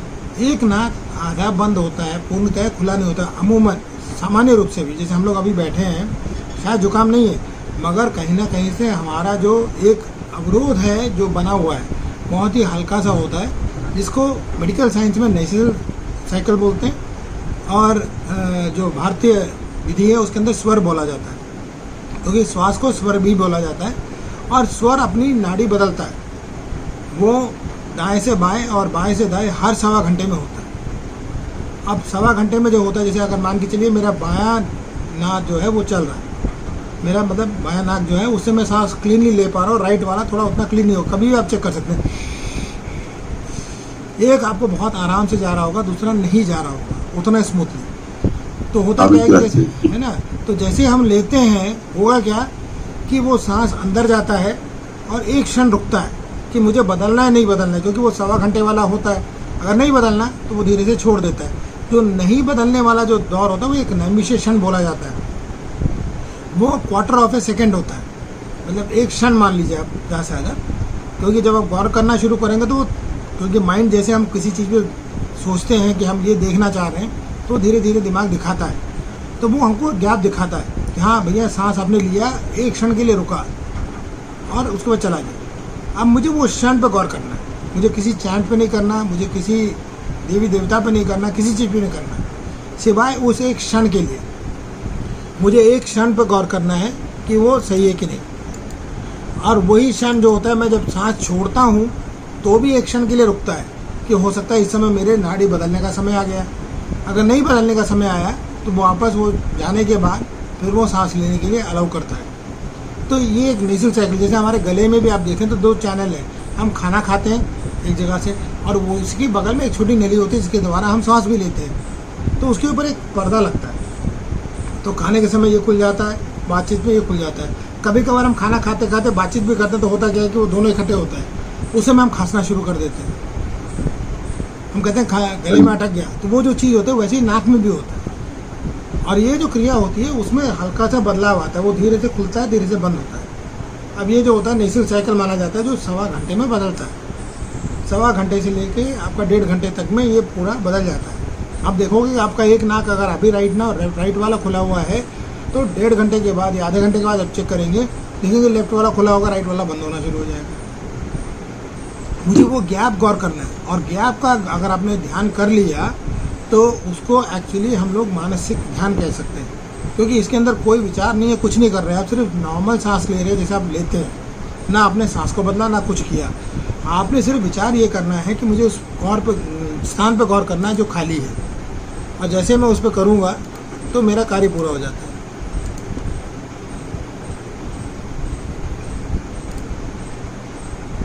वो है।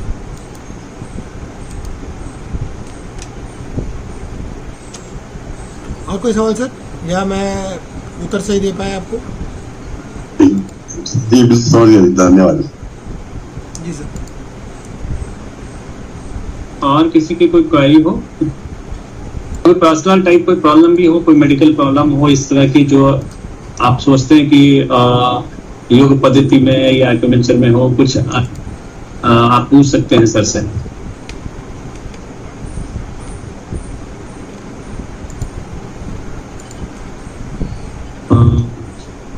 मेरे ख्याल से सवाल नहीं आ रहे हैं सर, ठीक है। और एनीवे समय भी सही समय पे आज खत्म किया हमने। हाँ जी सर, जी सर, ये तो अमूमन सर आपकी क्लास में टाइम लग ही जाता है कि लोगों की क्वेरियां खत्म नहीं होती है, क्योंकि समस्याएं हम लोगों के शरीर में आजकल इतनी ज्यादा है, कुछ न कुछ लगा ही रहता है। पैंडेमिक देखिए, कोरोना के बाद ये अब एक नया जो ये जो चल रहा है फिरोजाबाद वगैरह में, जो क्या मच्छर काटने से हो रही है, ना डेंगू है, नहीं ये पता नहीं क्या है, लोग कितने बच्चों की डेथ हो गई, कुछ न कुछ लगा ही। निपा वायरस, हाँ निपा वायरस। नहीं, निपा वायरस का तो पहले से चल रहा था, ऐसा नहीं कि नया है, ये पहले भी था और केरला में शुरू हुआ था। लेकिन सर 2-3 चीज़ें हैं, आप जैसे मैं बता रहा हूँ, सिंपल सा है, आप घर पे जो कर सकते हैं, उसके अंदर नारियल का तेल लीजिए, थोड़ा सा कपूर लीजिए और कुछ दाने जो है लौंग का ले लीजिए, नारियल का तेल और हाँ। लौंग का तेल को अच्छी तरह उबाल लीजिए। 100 ml में करीब आप मान के चलिए 6 से 8 दाने उबाल लीजिए और उसके बाद गैस ऑफ करिए। जब तेल निकल आए उसके बाद आप उसमें जो कपूर होता है 2 टिकिया डाल के छोड़ दीजिए धूप में, ठीक है। अच्छा और आपको करना क्या है कि नहाने के बाद शरीर में लगाना है। अच्छा वो खुजली नहीं करता, स्किन का प्रॉब्लम होता है वो भी बहुत मदद करता है। किसी को अगर कोई स्किन का प्रॉब्लम भी होगा उस पर लग जाएगा तो भी फायदा करेगा। तो होगा क्या है कि Okay. एक तो वो इम्यूनिटी प्रोवाइड करता है, सेकंड चीज़ ये होता है कि बॉडी के अंदर एक हल्का ठंडापन महसूस करता है जो इस उमस के मौसम में अच्छा है। तीसरा चीज़ ये है कि आपके जो चारों तरफ की जो आभा मंडल है उसके अंदर एक वो कपूर का जो खुशबू होता है और लौंग का जो नारियल के तेल के साथ जो बनता है उसमें ये फ़ायदा हो जाता है कि आपके शरीर को एक तरीके से इम्यूनिटी प्रोवाइड करेगा बहुत सारी चीज़ों में, क्योंकि आपका श्वास जो होगा वो क्लीन आएगा, एक तरीके से फिल्टरेशन होता है। मैं कह रहा हूँ पूरे शरीर पे, दैट मीन्स मुँह पे लगाना है, पूरे बॉडी पे लगा के एक बार पानी डाल दीजिए, जो एक्सेस तेल है निकल जाएगा, आप कपड़ा पोछिए और आ जाइए। तो अच्छा एक बार दोबारा से वो आइटम्स दोबारा से रिपीट कीजिए प्लीज। सर 3 ही आइटम है सर। 100 ml आप नारियल का तेल लीजिए और करीब 5 से 7 दाने जो हैं वो लौंग का ले लीजिए और अच्छी तरह उनको उबाल लीजिए। जब उबाल आ जाए उसको गैस बंद कर दीजिए और गैस बंद करने के बाद जब उसके बबले बंद हो जाते हैं उसके बाद 2 टिकिया कपूर के डाल के उसको किसी शीशे के बोतल में रख के बाहर धूप में रख दीजिए 2 दिन के लिए। 2 दिन के बाद आप उसको इस्तेमाल कर सकते हैं। ओके 2 दिन के बाद उसको शरीर पर लगा लें, जहाँ पर स्किन में अगर कोई प्रॉब्लम है तो स्किन पे लगा लें। क्योंकि होता क्या है कि इसमें आपको बहुत फ़ायदे होते हैं। तो जो जिनको एस्थमेटिक प्रॉब्लम है या ब्रीदिंग का प्रॉब्लम होता है इस मौसम में, क्योंकि बहुत सारे पोलन्स होते हैं, तो पोलन एलर्जी भी लोगों को होता है, सांस लोगों को घुटता है, परेशानियाँ होती हैं और जो फीवर्स आते हैं या हमको लगता है कि दूर से किसी का कुछ लग जाएगा, उसमें भी ये बाधक बनता है, बिकॉज ये अपने आप में एक प्रोटेक्टिव लेयर है शरीर में। अच्छा और पूरे दिन आपका जो है शरीर जो है नॉर्मल रहेगा। कपूर आपके शरीर को एक पर्टिकुलर टेम्परेचर गिरने देगा नहीं और लौंग और बाकी चीज़ें आपको इम्यूनिटी प्रोवाइड करती है। दूसरा चीज़, आप यही लौंग को 4-5 दाने लौंग को लीजिए और 250 ml पानी में उबालिए, तब तक उबालिए जब तक कि वो 150 ml ना बन जाए और उसका आप गरम सेवन करिए। तो आपका शरीर का दर्द, जुकाम, खांसी प्लस आपका जो फीवर है उसको उतार देगा। ये दिन में कितनी बार कर सकते हैं आप 2 से सेवन? 2 बार कर लीजिए, बहुत है। और इवन घर पे कोई बहुत ज़्यादा फीवर में है, जैसे 102, 103 का फीवर चल रहा हो, आप उनको कम से कम हर 15-15 मिनट में थोड़ा सा 20-20 ml 30-30 ml पिला दीजिए। आप देखेंगे कि 2-3 घंटे के बाद वो आराम से बैठना शुरू हो जाएंगे, फीवर कम हो जाएगा। अच्छा जी, बहुत बढ़िया, बहुत अच्छी चीज है ये तो स्वामी जी। और घर में कुछ है नहीं, सिर्फ लौंग है, पानी है और कुछ है नहीं। और अगर बहुत बढ़िया। अभी जैसे गले का है तो अभी मैं पानी रख के आया था, इसलिए बीच में उठ के गया भी था, तो वो दालचीनी भी डाल के आया था उसमें, पीऊंगा बाद में। बहुत अच्छा, बहुत अच्छा। ये तो घरेलू उपाय है जो घर पे आराम से किए जा सकते हैं और इतना फायदेमंद है। बिल्कुल। लेकिन सर जो आपने कहा कि 5-10 मिनट पे 1-2 चम्मच देना, गर्म ही है ना? हाँ, या ठंडा? नहीं, वो छोटे से आप कटोरे में डाल के दे दीजिए, गरम पी लेगा। क्योंकि अब आप उसको अच्छा। 1 ग्लास पूरा पिलाएंगे, फीवर में तो वैसे ही मुंह में टेस्ट नहीं होता, तो पिएगा भी जी नहीं, मुझे नहीं पीना। आप उसको कुछ खिला देंगे तो भी पसंदीदा शायद खा ले, बट ये स्टेप का सामान नहीं पिएंगे। तो बेसिकली होता है कि थोड़ा करके पिला दें, क्योंकि बच्चे तो बिल्कुल नहीं पीते, बड़े तो फिर भी मान लेंगे। बड़ों को तो कोई दिक्कत नहीं, आप 1 ग्लास पिला दीजिए। बच्चों को कम से कम 15-15 मिनट में आप 1-1 कटोरा पिला दीजिए। आप 3 कटोरे पिलाएंगे, 1 ग्लास हो जाएगा। मतलब 1 घंटे में तो 1 कटोरा हो ही गया ना, 1 ग्लास हो गया। शाम को 1 कटोरा करके ऐसे 3 बार पिला दीजिए तो 2 ग्लास हो गए, बहुत है। हमने इवन कोविड के समय बहुत इस्तेमाल किया था, जिसमें लोगों को फ़ायदा हुआ है। अच्छा, अगर आपको सर प्रश्न ना आ रहा है, जैसे कि कोई प्रश्न नहीं आ रहा हो, तो अगर आपकी इजाजत हो तो हम सर समाप्ति की ओर अग्रसर हों। जी सर। जी ठीक है। तो समाप्त करने से पहले मैं श्री सुदत्तो दत्ता जी, जो कि हमारे इंस्पेक्टर पोस्टेड है, उनसे एक फॉर्मल रिक्वेस्ट करूंगा कि ये वोट ऑफ थैंक्स दे। Thank you sir, thank you Sanjay ji, thank you Venugopalan sir. जी sir. It is an honor to extend the vote of thanks to our respected faculty, Shri Venugopalan sir. Swamiji has aptly dealt with the issues related to stress management. His knowledge, his expertise in this domain of stress management has been immense. Sir has dealt with all the issues of management of stress in dealing with in our life, which has been a life-changing lesson for all of us. We hope the knowledge and guidance received from Guruji by all the participants as well as us will be of immense help in dealing with the stress during this COVID time. Sir has also dealt with various asanas, the deep breathing exercises, pranayam, and various parts of yoga which are very much helpful during our stress related issues as well as our healthy life being. So, sir, to conclude, on behalf of Team DTRTI, I take this honor to thank all the participants as well as our esteemed faculty for this enlightening session on stress management. Thank you so much. Thank you, sir. Thanks a lot.